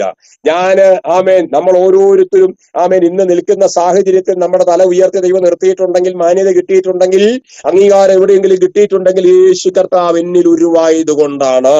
ആമേൻ സ്തോത്രം ഹല്ലേലൂയ. അതുകൊണ്ട് എന്താ സംഭവിച്ചത്? യേശു ശമരിയ പട്ടണത്തിൽ ഒരു സ്ത്രീയെ തൊട്ടപ്പോൾ അവൾ ആ ശമരിയ പട്ടണത്തിലെ ആദ്യത്തെ മിഷണറിയായി മാറി. ആമേൻ സ്തോത്രം ഹല്ലേലൂയ. കർത്താവ് ഒരുവനെ തേടി വന്നാൽ, യേശു നമ്മുടെ ഹൃദയത്തിനകത്ത് വാസം ചെയ്താൽ, ദൈവത്തിന്റെ പരിശുദ്ധയാത്മാവിനെ എന്നേക്കും നമ്മോടുകൂടി ഇരിക്കേണ്ടത് നമ്മുടെ മേൽ പകർന്നു നൽകിയാൽ, പിന്നെ നമ്മൾ അടങ്ങിയിരിക്കരുത്, ഒരിടത്ത് ഒതുങ്ങരുത്. ഞാൻ പ്രിയ ഷാജിപ്പാസെ ഓർത്ത് സ്തോത്രം ചെയ്യാം. ഞങ്ങൾ ഇന്ന് വരെ നേരി കണ്ടിട്ടില്ല കേട്ടോ. ആമേൻ സ്തോത്രം. എനിക്ക് തോന്നുന്നു ഡെയിലി വാക്കി വിടുന്നത് കണ്ടിട്ടെങ്ങാണ്ടാ കർത്താവിന്റെ ദാസൻ ആ നമ്പർ കണ്ടിട്ടോറ്റോ എന്നെ ഇങ്ങനെ വിളിക്കുവോട്ടോ ചെയ്തു. ഞങ്ങൾ തമ്മിൽ ഒരു പരിചയമോ കണ്ടിട്ടോ ഇല്ല. ആ അഭിഷേകത്തിന് എന്നോടൊരു കാര്യം പറഞ്ഞപ്പോഴേ എനിക്ക് തിരസ്കരിക്കാൻ തോന്നിയില്ല. ഇന്ന് രാവിലെ ഒരു കല്യാണം, അതിന് ലീഡ് ചെയ്യണമായിരുന്നു. ഏതോ ഒരു മോന, കാരണം എനിക്കൊരു പരിചയവും ഇല്ല. ആമേൻ സ്തോത്രം. എന്റെ ഒരു സെന്ററിലെ ദേവദാസൻ എന്നോട് പറഞ്ഞു, ദേവദാസനെ അവിടുത്തെ പാസ്റ്റർക്ക് അത് പറ്റുന്നില്ല, പാസ്റ്റർക്ക് പറ്റുമെന്നുണ്ടെങ്കിൽ ഒന്ന് എന്ത് ചെയ്യണം, ആ വിവാഹ ശുശ്രൂഷയ്ക്ക് ഒന്ന് ലീഡ് ചെയ്യണം. ഞാൻ പോയി.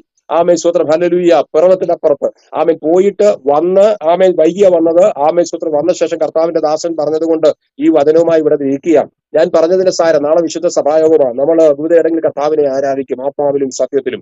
ഒരു കാര്യം ഞാൻ പറയാം, ഈ വചനം ആമേൻ സ്തോത്രം ഇത് പ്രസംഗിക്കപ്പെടാനുള്ളതാണ്.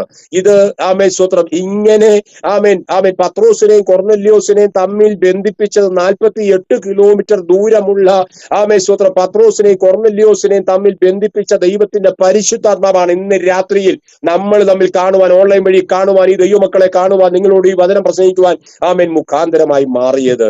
അഭിഷക്തനെ ആമേൻ സ്തോത്രം ഈ പ്രസംഗിക്കുന്ന ഈ സോഷ്യൽ മീഡിയ വഴിയായാലും ഈ ഇടുന്ന സന്ദേശങ്ങളൊന്നും വ്യർത്ഥമായി മാറത്തില്ല കേട്ടോ. ഞാൻ ഈ വാക്കി വിടുന്നത് കണ്ടപ്പോൾ പലരും എന്നോട് പറഞ്ഞു, സൂപ്പാസെ ഇങ്ങനെ വാക്കി ഒന്നും അഡ്രസ് വെച്ചൊന്നും ഇടരുതെന്ന് പറഞ്ഞു. ആമേൻ സ്തോത്രം. ഇട്ട് കഴിഞ്ഞാൽ അത് മറ്റുള്ളവർ തെറ്റിദ്ധരിക്കും. ഞാൻ പറഞ്ഞു, എന്റെ പൊന്നു ദൈവദാസനെ, ഇത് കാലം കുറയായി ഇടാൻ തുടങ്ങി പലരും അറിവില്ല, എന്നെ പരിചയം പോലും ഇല്ലാത്ത പലരും എന്നെ വിളിച്ചു. കഴിഞ്ഞ ദിവസം ഇടുക്കിയിൽ നിന്ന് ഒരാൾ എന്നെ വിളിച്ചു. ആമേൻ സ്തോത്രം ഹല്ലേലൂയ. അതിനു മുൻപ് ഒരു മകളുടെ ആമേൻ ഉദരത്തിൽ ഉരുവായ ഒരു കുഞ്ഞിന് വളർച്ചയില്ല, ഡോക്ടർ പറയുന്നു കിട്ടത്തില്ല, മറ്റൊരു ഹോസ്പിറ്റലിൽ ചെന്നപ്പോൾ കിട്ടത്തില്ല. ഇത് പറഞ്ഞുകൊണ്ടിരിക്കുമ്പോൾ തന്നെ അവരുടെ ആമേൻ ഫേസ്ബുക്കിൽ എടുത്തു നോക്കിയപ്പോൾ കണ്ടത് ഞാനിട്ട ഒരു വാക്യമാണ്. ആമേൻ സ്തോത്രം ഹല്ലേലൂയ. പറയുന്ന മനസ്സിലാക്കുന്നുണ്ടോ? ആ വാക്യം കണ്ടിട്ട്, അതിലെ അഡ്രസ്, ഫോൺ നമ്പർ കണ്ടിട്ട് അവരെന്നെ വിളിച്ചു പറഞ്ഞു, പാസ്റ്റർ പ്ലീസ് എന്റെ മകൾക്ക് വേണ്ടി ഒന്ന് പ്രാർത്ഥിക്കണം. എന്റെ മകളെ മൂവാറ്റുപുഴയ്ക്കടുത്താ കെട്ടിച്ചയച്ചിരിക്കുന്നത്. ആമേൻ സ്തോത്രം. ഈ കാലടിക്കടുത്താ കെട്ടിച്ചയച്ചിരിക്കുന്നത്. എന്റെ പ്രിയ ദൈവദാസനെ ഒന്ന് പ്രാർത്ഥിക്കും ആ മകൾക്ക് വേണ്ടി. ഞാൻ ആ നിമിഷം ഫോണിൽ കൂടെ പ്രാർത്ഥിച്ചു. എല്ലാം മനസ്സിലാകുന്നുണ്ടോ? ഈ കാലഘട്ടങ്ങളിൽ ദൈവത്തിന് ഒരു കാര്യവും അസാധ്യമല്ല. ആമേൻ. ഒരാൾ കർത്താവിന് വേണ്ടി എഴുന്നേൽക്കുവാൻ തയ്യാറായാൽ അവനെ ഉപയോഗിക്കുവാൻ, അല്ലെങ്കിൽ അവളെ ഉപയോഗിക്കുവാൻ ദൈവത്തിന് പദ്ധതിയുണ്ട്. ദൈവം നോക്കുന്നത് ആരെനിക്ക് വേണ്ടി എഴുന്നേൽക്കുമെന്നുള്ളതാണ്. ആമേൻ സ്തോത്രം. ദൈവത്തിന്റെ അത്യന്തം ശക്തി ഒരാളുടെ മേൽ പകർന്നാൽ അത് നമ്മുടെ കഴിവോ മിടുക്കോ ഒന്നുമല്ല. കർത്താവേ, ഞാൻ വെറും ഒരു പാത്രമാണ്, നിനക്ക് വേണ്ടി എന്നെ സമ്പൂർണ്ണമായി ഏൽപ്പിക്കുന്നു. എന്തെങ്കിലും എന്റെ ദൈവത്തിന് വേണ്ടി ചെയ്യുവാൻ പറ്റുമെങ്കിൽ അത് ലജ്ജ കൂടാതെ, അപമാനിക്കപ്പെടാതെ, നിന്ദിക്കപ്പെട്ടാലും വേണ്ടില്ല. അത് നടക്കും. കഴിഞ്ഞ ദിവസം ആമേശ്വത്രം ചൊവ്വാഴ്ച ആമേശ്വത്രം ഞാൻ സൂക്ഷിക്കുന്നത് തൃശ്ശൂർ ജില്ലയിൽ കൊടുങ്ങല്ലൂരിനടുത്തുള്ള ഒരു സ്ഥലമാണ്. ആമേശ്വത്രം എന്റെ തൊട്ടടുത്ത് കൊമ്പടി, അതായത് വെള്ളാങ്കല്ലൂർ എന്ന് പറഞ്ഞൊരു സ്ഥലത്ത് ഞാനിങ്ങനെ ആമേശ്വത്രം പരസ്യവും പ്രസംഗിച്ചുകൊണ്ടിരിക്കുമ്പോൾ ഞങ്ങളുടെ ഞങ്ങൾക്ക് പണി തന്നു. അങ്ങനെ പണി തന്നു. പെട്ടെന്ന് സൗണ്ട് നിന്നു. ഞാൻ ആവുപാടെ വിഷമത്തിലായി. പക്ഷെ ഞാൻ നിർത്തിയില്ല. ഞാൻ പല സമയത്ത് ഇതുപോലെ വിളിച്ചു പറഞ്ഞിട്ടുണ്ട്. അല്ലാതെ മൈക്കില്ലാതെ തന്നെ വിളിച്ചു. ദൈവത്തിന്റെ കൃപയാൽ ശബ്ദം ദൈവം തന്നിട്ടുണ്ട്. അവിടെ നിന്ന് കൺക്ലൂഡ് ചെയ്തു. മുൻപിലിരുന്ന അനേക ആൾക്കാർ നോക്കി.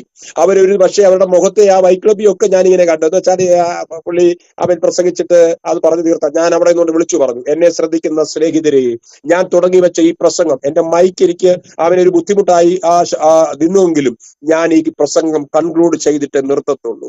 നിങ്ങളെ സ്നേഹിക്കുന്ന കർത്താവ് ഞങ്ങളെ നിങ്ങളുടെ അടുക്കൽ കൊണ്ടുവന്നിട്ടുണ്ടെങ്കിൽ ഈ യാഥാർത്ഥ്യം പറയാതെ പോകാൻ കഴിയത്തില്ല. ഉടനെ ഞങ്ങളുടെ പുറയിലുണ്ടായിരുന്ന അപ്പോൾസറി വർക്ക് ചെയ്യുന്ന ആ കടയിലെ ഒരു കത്തോലിക്ക സഹോദരൻ, അദ്ദേഹം ഇറങ്ങി വന്നു. ഞാൻ വിചാരിച്ച എന്താണെന്ന് അറിയത്തില്ല. തൊട്ടടുത്ത് നിന്ന് എന്റെ ഒരു ദേവദാസനോട് ഇങ്ങനെ പറഞ്ഞു, മൈക്ക് വേണമെങ്കിൽ ഞങ്ങളുടെ കടയിൽ നിന്ന് കണക്ഷൻ തരാം, കുത്തിക്കൂ, ഇവിടെ വെച്ച് തന്നെ പ്രസംഗം തുടരാൻ പറഞ്ഞു. ആമേശ്വത്രം, ഹല്ലേലൂയ. ഞാൻ പറഞ്ഞതിന്റെ സാരം മനസ്സിലാകുന്നുണ്ടോ? ആ പ്രസംഗം അവിടെ പ്രസംഗിച്ച് നിർത്തിയപ്പോൾ ഞാൻ ഈ സഹോദരങ്ങളെ കാണാൻ കൈ കൊടുക്കാൻ ചെന്നപ്പോൾ അവർ എഴുന്നേറ്റ് നിന്ന് എന്റെ കയ്യിൽ പിടിച്ചു. ഞാൻ പറഞ്ഞതിന്റെ സാരം മനസ്സിലായോ? നിന്റെ സന്ദേശത്തെ പൂർത്തീകരിക്കത്തില്ലെന്ന് ഒരു പക്ഷേ ഈ ലോകം പിശാച് പറഞ്ഞാലും, അല്ലെങ്കിൽ തടസ്സങ്ങൾ പലത് വന്നാലും, എല്ലാം പിശാചാന്ന് പറയുന്നത് കേട്ടോ, തടസ്സങ്ങൾ വന്നാലും ഒരു കാര്യം നമ്മൾ തിരിച്ചറിയണം, വചനം ദൈവത്തിൻ്റെതാണ്. ആമേശ്വത്രം, നിന്റെ അപ്പത്തെ വെള്ളത്തിന്മേൽ എറിയുക, ഏറിയ നാൾ കഴിയുമ്പോൾ അത് മടങ്ങി വരും. വെള്ളത്തിൽ അപ്പമിട്ട മടങ്ങി വരുന്നത് നിങ്ങൾക്കറിയാമോ? എവിടെയെങ്കിലും കണ്ടിട്ടുണ്ടോ? ആമേശ്വത്രം, മടങ്ങി വരത്തില്ല പ്രിയരെ. പിന്നെന്താ അങ്ങനെ പറയാൻ കാരണം? വെളിപ്പെടുത്തി തരാം. നിന്റെ അപ്പത്തെ വെള്ളത്തിന്മേൽ എറിയുക. നമ്മൾ വിശ്വാസത്താൽ ഈ അപ്പമാകുന്ന വചനത്തെ ചൂണ്ടയിൽ കോർത്ത് എറിയുകയാണ്. ഈ അപ്പം ചൂണ്ടയിൽ കോർത്തിട്ടാൽ മീൻ പിടിക്കും. മീൻ കൊത്തിയാൽ മീനെ മടക്കി കിട്ടുന്നത്. ഹല്ലേലൂയ. ആമേശ്വത്രം, അപ്പം മടങ്ങി വരത്തില്ല, പക്ഷെ പ്രതീക്ഷയ്ക്ക് അപ്പുറമായ ഒരു വഴി മടങ്ങി വരും. ആമേശ്വത്രം, നാം വചനം പ്രസംഗിച്ചാൽ, വചനം എറിഞ്ഞാൽ, വചനം വിതറിയാൽ, നല്ല നിലത്ത് വീണ വിത്തുപോലെ അതായി മാറിയിട്ട് ചില ആത്മാക്കൾ പുറത്തു വരുവാൻ ഇടയായിത്തീരും. വിശ്വസിക്കുന്നവർ കരമുയർത്തി ദൈവത്തെ ഒന്ന് സ്തുതിച്ചാട്ടെ. ആമേശ്വത്രം, ഹല്ലേലൂയ. നോക്കണമേ, ഈ ശമരിയ പട്ടണത്തിൽ സ്വർഗത്തിലെ ദൈവത്തിന്റെ ഇടപെടൽ തീരാതെ മുൻപോട്ട് പോയിക്കൊണ്ടേയിരുന്നു. ആമേശ്വത്രം, വായിക്കാം ഒരു വേദഭാഗം. ലൂക്കോസ് എഴുതിയ സുവിശേഷം 17-ാം അധ്യായം അതിന്റെ 17-18 വാക്യം വായിക്കുമ്പോൾ, സൗഖ്യം പ്രാപിച്ച കുഷ്ഠരോഗിയായ ശമരിക്കാരൻ യേശുവിനോട് നന്ദി പറഞ്ഞു. 10 കുഷ്ഠരോഗികളെയാണ് യേശു സൗഖ്യമാക്കിയത്. 9 പേരും പിന്മാറിപ്പോയപ്പോൾ ഒരുവൻ മാത്രം നന്ദി പറയാൻ മടങ്ങി യേശുവിന്റെ അടുക്കൽ വന്നു. അവൻ മാത്രം യേശുവിന്റെ അടുക്കിലേക്ക്. യേശു ചോദിച്ചു, 10 കുഷ്ഠരോഗികളെ അല്ലേ ഞാൻ സൗഖ്യമാക്കിയത്? 9 പേരെവിടെ? ഒരുവൻ മാത്രമേ നന്ദി പറയാൻ വന്നുള്ളൂ. ഞാൻ രക്തചുരുക്കം പറഞ്ഞു വിടുകയാണ്. ഇവൻ എവിടുത്തുകാരനാണെന്നറിയാമോ? ശമരിയക്കാരനായ കുഷ്ഠരോഗി. Hallelujah, hallelujah. എത്ര പേർക്ക് ഇത് മനസ്സിലാകുന്നുണ്ട്? ഇന്ന് രാത്രിയിൽ ആമേശ്വത്രം തിരിച്ചറിഞ്ഞോണം, നമ്മൾ പ്രതീക്ഷിക്കുന്നവരായിരിക്കത്തില്ല നമ്മുടെ അടുക്കൽ വരുന്നത്. നീ പ്രതീക്ഷിക്കാത്തവർ നിന്റെ അടുക്കൽ വരും. യേശു ഇട്ടൊരു വിത്താ കേട്ടോ. ഒന്നാമത്തെ മിഷണറിയായ ശമരിക്കാരി സ്ത്രീയിൽ അത് ഇട്ടേച്ച് കർത്താവ് പോയി. ആ വിത്ത് അവിടെ കിടന്ന് കിളിക്കാൻ തുടങ്ങി. നിങ്ങൾ ലോകത്തിന്റെ വെളിച്ചമാകുന്നു, നിങ്ങൾ ലോകത്തിന്റെ ഉപ്പാകുന്നു. മത്തായി 5:13 ലോകത്തിന്റെ ഉപ്പാകുന്നു. മത്തായി 5:14 നിങ്ങൾ ലോകത്തിന്റെ വെളിച്ചമാകുന്നു. ഈ വെളിച്ചത്തിന്റെ പ്രത്യേകത എന്താ? ലൂക്കോസിലും മറ്റു സുവിശേഷങ്ങളൊക്കെ പറയുന്നത്, വിളക്ക് കത്തിച്ച് പറയിൻ കീഴെ വെക്കരുത്, വിളക്ക് കത്തിച്ച് കട്ടിലിന്റെ കീഴെ വെക്കരുത്, വിളക്ക് കത്തിച്ച് പാത്രം കൊണ്ട് മൂടരുത്, വിളക്ക് കത്തിച്ച് നിലവറയിൽ വെക്കരുത്. എന്താ ഇതിന്റെ പ്രത്യേകത? പാത്രം അത് ഭക്ഷണത്തെ കാണിക്കുന്നു. തിന്നുക, കുടിക്കുക, ആനന്ദിക്കുക. ചിലർക്ക് ജീവിതം അത് മാത്രമാണ്. നീ ഒരു വിളക്കാണ്. നമ്മുടെ മേൽ പകർന്ന ഒരു അഭിഷേകത്തിന്റെ പരിശുദ്ധാത്മാവിന്റെ തിരിയുണ്ട് കേട്ടോ, ഒരു വെളിച്ചമുണ്ട് കേട്ടോ. നമ്മൾ ഒതുങ്ങിക്കൂടേണ്ടുന്നവരല്ല. എനിക്ക് ചെല്ലു പറഞ്ഞിട്ടുണ്ട്, എനിക്കിതിനൊന്നും കൃപയില്ല പാസ്റ്ററെ, എനിക്കിതൊന്നും പറയാൻ അറിയത്തില്ല പാസ്റ്ററെ, അതുകൊണ്ട് എനിക്ക് കഴിവില്ലാത്തത് കൊണ്ട്. സാരില്ല, മോശ പറഞ്ഞില്ലേ, ഞാൻ തടിച്ച നാവുള്ളവനാ, വിക്കുള്ളവനാ, എനിക്ക് കഴിയത്തില്ല. ദൈവം എന്താ പറഞ്ഞത്? ആമേശ്വത്രം, ദൈവം ആ സമയം അവനോട് കോപിച്ചു. നിന്റെ സഹോദരൻ അഹരോൻ നിന്റെ സഹോദരൻ അല്ലയോ എന്ന് ചോദിച്ചു അവനോട് ദേഷ്യപ്പെട്ടു. ഞാൻ അവനെ നിനക്ക് പകരമായി സംസാരിക്കുവാൻ എഴുതിപ്പിക്കും. യിരെമ്യാവിനെ ദൈവം വിളിച്ചപ്പോൾ പറഞ്ഞു, ഞാൻ ബാലനാണ്. ദൈവം പറഞ്ഞു, നീ ബാലനെന്ന് നീ പറയരുത്. അവിടെയും അല്പ ഗൗരവത്തിലാണ് കാര്യം പറയുന്നത്. ഒരു ശുശ്രൂഷ, കൃപാവരം ഒരാളുടെ മേൽ ദൈവം പകർന്നിട്ടുണ്ടെങ്കിൽ അത് മൂടിക്കളയരുത്. 5 കിട്ടിയവൻ 10 ആക്കിയതുപോലെ, 2 കിട്ടിയവൻ 4 ആക്കിയതുപോലെ കർത്താവ് തന്ന കൃപാവരങ്ങൾ അത് വ്യാപാരം ചെയ്യേണ്ടതാണ്. അത് മൂടി വെക്കാനുള്ളതല്ല. വിളക്ക് കത്തിച്ച് കട്ടിലിന്റെ കീഴെ വെക്കരുത്. കുറെ കൂടെ ഉറക്കം, കുറെ കൂടെ നിദ്ര, ആമേൻ, കൈകെട്ടി കിടക്കുക. ഇതൊക്കെ വളരെ ആമേൻ ഇതിനെ കാണിക്കുന്നു, സുഖജീവിതത്തെ കാണിക്കുന്നു. വിളക്ക് കത്തിച്ച് പാത്രം കൊണ്ട് മൂടരുത്, വിളക്ക് കത്തിച്ച് പറയും കീഴിൽ വെക്കരുത്. അളവിനെ കാണിക്കുന്നു പറ. എന്താ അളവിന്റെ പ്രത്യേകത? സഹോദരന്മാരെ, നിങ്ങൾ വിധിക്കപ്പെടാതിരിപ്പാൻ വിധിക്കരുത്, മറ്റുള്ളവരെ വിധിക്കരുത്. നിന്റെ വിളക്ക് കെട്ടുപോകും. ഞാൻ ഒരാളെ വിധിച്ചാൽ എന്റെ വിളക്ക് കെടും. ആമേൻ, സ്തോത്രം, ഹല്ലേലൂയ, ആമേൻ. അപ്പോ ആ വിളക്ക് കത്തിച്ച് ആമേൻ, സ്തോത്രം, പറയും കീഴെ വെക്കരുത്. അളവിനെ കാണിക്കുന്നു. മറ്റുള്ളവരെ അളക്കരുത്, നമ്മൾ ഒന്നിനെയും വിധിക്കരുത്. ഒരു പ്രസംഗത്തെ ആമേൻ വിധിക്കരുത്. ആമേൻ, ഒരു സഹോദരനെ സഹോദരിയെ അടുത്തിരുന്ന് ആരാധിക്കുന്നവരെ നമ്മൾ വിധിക്കരുത്. അവരങ്ങനാണ്, ഇവരിങ്ങനെയാണ്, വിധിക്കരുത്. ആദ്യം വിധിക്കേണ്ടതാരാ? നാം നമ്മെ തന്നെ വിധിക്കപ്പെടാൻ. കാരണം ആമേൻ, സ്തോത്രം, കർത്താവായ യേശുക്രിസ്തുവിൽ നിന്ന് നേരിട്ട് പ്രാപിച്ച് കൃപ പ്രാപിച്ച അപ്പോസ്തലനായ പൗലോസ് കൊരിന്ത്യർക്ക് ലേഖനം എഴുതുമ്പോൾ 11-ാം അധ്യായത്തിൽ 23 മുതൽ 32 വരെയുള്ള വേദഭാഗത്തിൽ വളരെ വ്യക്തമായി, ഞാൻ കർത്താവിൽ നിന്ന് പ്രാപിക്കും, നിങ്ങൾ കേൾപ്പിച്ചു തരികയും ചെയ്തതെന്ന്. കർത്താവായ യേശുവിനെ കാണിച്ചു കൊടുത്ത രാത്രിയിൽ അവൻ അപ്പ് കൊടുത്തു. കണ്ടോ, ആ തിരുവത്താഴ് ശുശ്രൂഷയുടെ ഒരു മാതൃക യഥാർത്ഥമായി കർത്താവിന് നേരിട്ട് പ്രാപിച്ചിട്ടുണ്ട്. സഹോദരന്മാരെ, നിങ്ങൾ വിധിക്കപ്പെടാതിരിക്കേണ്ടതിന്. ഹല്ലേലൂയ. അപ്പൊ നമ്മൾ വിധിക്കപ്പെടാതിരിക്കണമെങ്കിൽ ആമേൻ, അവർ നമ്മൾ തന്നെ എന്ത് ചെയ്യണം? ആമേൻ, സ്തോത്രം, ശരീരത്തെ വിവേചിക്കാൻ. ശരീരം വിവേചിക്കണം. ഏത് ശരീരം? ആമേൻ, കർത്താവായ യേശു ക്രിസ്തു ക്രൂശിൽ തകർക്കപ്പെട്ട ശരീരം. ആ തകർന്ന ശരീരം അവിടെ തകർന്നത് കൊണ്ട്, യേശു തകർന്നത് കൊണ്ട് ഞാൻ തകരാതെ നിന്ന് മാനിക്കപ്പെട്ട് നിൽക്കുന്നു. ഞാൻ തകരേണ്ട സ്ഥാനത്ത് യേശു തകരപ്പെട്ടു. അങ്ങനെയെങ്കിൽ എന്നെ പോലെ തന്നെയാണ് മറ്റുള്ള ഒരു സഹോദരനും സഹോദരിയും. എനിക്ക് വേദനപ്പെടുന്നുണ്ടെങ്കിൽ അവർക്കും വേദനപ്പെടും. ക്രൂശിൽ നമ്മൾ യേശു ക്രിസ്തുവിനോടൊപ്പം ക്രൂശിക്കപ്പെട്ടു. യേശു കർത്താവ് മരിച്ചോ എന്ന് നോക്കി, മരിച്ചില്ലെങ്കിൽ അസ്ഥി ഒടിച്ച് കൊല്ലണം പിറ്റേന്ന കുസകയാണ്. ആ രാത്രിയിൽ യേശുവിനെ അസ്ഥി ഒടിച്ച് കൊല്ലുന്നതിന് മുമ്പേ മരിച്ചോ എന്ന് നോക്കിയത് ഒരു പടയാളി ഒരു കുന്തം യേശുവിന്റെ വിലാപ്പുറത്ത് കുത്തി നോക്കി. മരിച്ചു, രക്തരസം പുറപ്പെട്ടു വന്നു. ഹൃദയത്തെ കവർ ചെയ്യുന്ന ഒരു നേത്ര പാടയുണ്ട്. ഈ പാട, ഹൃദയം പൊട്ടി രക്തം പുറത്തു വന്നു. ആ പാട കവർ ചെയ്തിരുന്നു. ഈ ശൂലം വെച്ച് കുത്തിയപ്പോൾ ആ പാട ആ ഹൃദയത്തിനകത്തേക്ക് കുത്തിക്കയറി രക്തരസം, എന്ന് വെച്ചാൽ മരണം ചില നിമിഷങ്ങൾക്ക് മുൻപ്, ചില മണിക്കൂർ മുമ്പ് നടന്നു കഴിഞ്ഞു. ആമേൻ. ഏലി ഏലി ലമ്മാ ശബത്താൻ, എന്റെ ദൈവമേ എന്നെ കൈവിട്ടത് എന്നാണ് അർത്ഥമുള്ള. ഏലി ഏലി ലമ്മാ ശബത്താൻ എന്ന് ഉറക്ക നിലവിളിച്ച് പ്രാണനെ വിട്ടു. ആ പ്രാണനെ വിട്ടു. ആമേൻ, സ്തോത്രം. യേശു കർത്താവ് ഹൃദയം പൊട്ടി.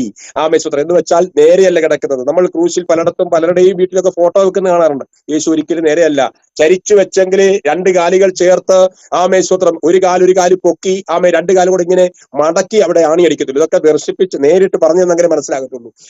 കയ്യിൽ ആണിയടിക്കുന്നത് നമ്മൾ വിചാരിക്കുന്ന ഈ നടുഭാഗത്ത് അടിച്ചെന്ന, ഒരിക്കലും ഈ സെന്ററിൽ അടിച്ചു കഴിഞ്ഞാൽ അവിടെ നിന്ന് ഊർന്നു പോരും. കാരണം ഓരോ വിരലും നമ്മുടെ ഇവിടെ വന്ന് ജോയിന്റ് ആകുന്ന ഈ ഭാഗം, രണ്ടെല്ലുകൾ വന്ന് ഇതിന്റെ ഇവിടെയാണ്, ഈ ഭാഗത്താണ് യേശുവിനെ ക്രൂശിൽ ആണിയടിക്കുന്നത്. ആമേൻ, സ്തോത്രം. കാരണം അതിലാണ് കിടക്കുന്നത്. ഇവിടെ അടിച്ചാൽ ഊർന്നു പോരും, അവിടെ ഒരിക്കലും അടിക്കത്തില്ല. അവരടിക്കുന്ന ഈ ഭാഗത്താണ്. ഞാൻ പറഞ്ഞതിന്റെ സാരം, ആമേൻ, സ്തോത്രം, കർത്താവായ യേശു ക്രിസ്തുവിനെ മരിച്ചോ എന്ന് വിലാപ്പുറത്ത് കുത്തി നോക്കിയപ്പോൾ മരണം സംഭവിച്ചു എന്നവർ സ്ഥിരീകരിച്ചു. മരണം സംഭവിച്ചു. അർത്ഥം ഇത്രയേ ഉള്ളൂ. ഒരാൾ നമ്മളെ കുത്തി നോക്കുമ്പോൾ പ്രതികരിക്കരുത്. പ്രതികരിക്കാൻ മൈൻഡ്, നമ്മുടെ മനസ്സിൽ ഇങ്ങനെ വെമ്പൽ കൊള്ളും. പ്രതികരിക്കണം. ഒന്ന് പറഞ്ഞു പോയില്ലേ, അല്ലെ 10 പറഞ്ഞില്ലേ, ഒന്നെങ്കിലും പറയാതെ എനിക്കൊന്നും ഉറങ്ങാൻ പറ്റത്തില്ല. യേശുവിന്റെ ക്രൂശിൽ നാമും ക്രൂശിക്കപ്പെട്ട് കഴിഞ്ഞു. ആമേൻ. നമ്മളെ കുത്തുന്ന പലരും ഉണ്ടാകും. നമ്മൾ മരിച്ചോ എന്ന് നോക്കാനാ, കേട്ടോ. ആമേൻ, സ്തോത്രം. ഒരിക്കൽ, ആമേൻ, സ്തോത്രം, ജനിച്ചവൻ, ആമേൻ, സ്തോത്രം, ഹല്ലേലൂയ, 2 വട്ടം മരിക്കും. ഒന്ന് ആത്മീയ മരണവും ഒന്ന് ജഡിക മരണവും. ആമേൻ, സ്തോത്രം. ആത്മാവിന്റെ മരണവും ശാരീരിക മരണവും. ആമേൻ, സ്തോത്രം. എന്നാൽ 2 വട്ടം ജനിച്ചവൻ ഒറ്റ മരണമേ ഉള്ളൂ. ആമേൻ, സ്തോത്രം. ശാരീരിക മരണം മാത്രം. ആമേൻ. ആത്മാവിന് മരണമില്ല. എത്ര പേർ വിശ്വസിക്കുന്നുണ്ട്? ഇന്ന് രാത്രിയിൽ എന്നെ ദൈവം കാണുന്നു. ശമരിയ പട്ടണത്തിൽ സൗഖ്യം പ്രാപിച്ച കുഷ്ഠരോഗി. അപ്പൊ അവിടെ അനേകർ കർത്താവിനെ വിട്ടുപോകാൻ മനസ്സില്ലാതെ സൗഖ്യം പ്രാപിച്ചിട്ടും യേശുവിന്റെ അടുക്കൽ മടങ്ങി വന്ന് നന്ദി പറയുന്നവർ ശമരിയ പട്ടണത്തിലുണ്ടായിരുന്നു. പലരും നന്ദി പറയാതിരുന്നപ്പോൾ ശമരിക്കാർ യേശുവിന്റെ അടുക്കൽ നന്ദി പറയുവാൻ വന്നു. ഞാൻ എന്റെ വാക്കുകൾ ഇവിടെ നിർത്തട്ടെ. ആമേൻ, സ്തോത്രം, ഹല്ലേലൂയ. ഇനി യേശു ക്രിസ്തുവിൽ ആത്മദാനം ലഭിച്ച ശിഷ്യന്മാർ ശമരിയയിലുള്ളവരായിരുന്നു. അതാണ് ഞാൻ ആമേൻ, സ്തോത്രം, 8-ാം അധ്യായം ആമേൻ നിന്ന് വായിച്ചത്. എന്താണ്? ഇവർക്ക് പരിശുദ്ധാത്മദാനം കിട്ടി. ഇവർക്കാർക്ക്? ശമരിയയിലുള്ളവർക്ക്. ആ വലിയ അഭിഷേകം, ദിവ്യശക്തി ആ ശമരിയയിൽ യേശു കർത്താവിനെ ഹൃദയത്തിൽ സ്വീകരിച്ചവർക്ക് കിട്ടി. ആമേൻ, സ്തോത്രം. യേശു ശമരിയ സ്ത്രീയോട് സംസാരിച്ചത് മൂലം ശിഷ്യന്മാർ അത്ഭുതപ്പെട്ടു. അവിടെയുള്ള ജനം അത്ഭുതപ്പെട്ടു. എന്നാൽ യേശു അന്ന് വിതച്ച വിത്ത് പിന്നീട് ഫിലിപ്പോസ് അവിടെ വചനം പ്രസംഗിക്കുന്ന സമയത്ത് അവിടെയുള്ളവർ വചനം കേട്ട് നിത്യജീവനെ കുറിച്ച് മാനസാന്തരത്തെ കുറിച്ച് കേട്ട് ആശ്ചര്യപ്പെട്ടു. കുഷ്ഠരോഗി 10 പേരിൽ ഒരാള് യേശുവിന്റെ അടുക്കൽ നന്ദി പറയുവാൻ വന്നവൻ ശമര്യ പട്ടണത്തിലുള്ളവനായിരുന്നു. എന്നാൽ അവൻ സ്വതന്ത്രാല്യ ശമര്യ പട്ടണത്തിലുള്ളവർ ദൈവാത്മാവിന്റെ ദിവ്യ ശക്തി അവരുടെ മേൽ വന്നു കഴിഞ്ഞപ്പോൾ ആമേൻ പരിശുദ്ധാത്മ ദാനം ലഭിച്ചവർ ശമര്യ പട്ടണത്തിലുള്ളവരായിരുന്നു. ഇന്നലകളിൽ തിരസ്കരിക്കപ്പെട്ട് കിടന്നവർ, ആരാലും അംഗീകരിക്കപ്പെടാതെ കിടന്നവർ ഇന്ന് കൃപ പ്രാപിച്ച് കയറിയത് കണ്ടോ, കൃപ പ്രാപിച്ച് വളർന്നത് കണ്ടോ, കൃപ പ്രാപിച്ച് ഉന്നതികളിൽ എത്തിയത് കണ്ടോ, കൃപ പ്രാപിച്ചു മാന്യതയിലായി മാറിയത് കണ്ടോ. ആമേ സ്വതന്ത്രാലുയ ഈ മന്ത്രവാദിയായ ശീമോന്റെ മാനസാന്തരം തന്നെ അവിടെ നടക്കപ്പെടുവാൻ സുവിശേഷത്തിന് കഴിഞ്ഞു. ഹല്ലേലൂയ.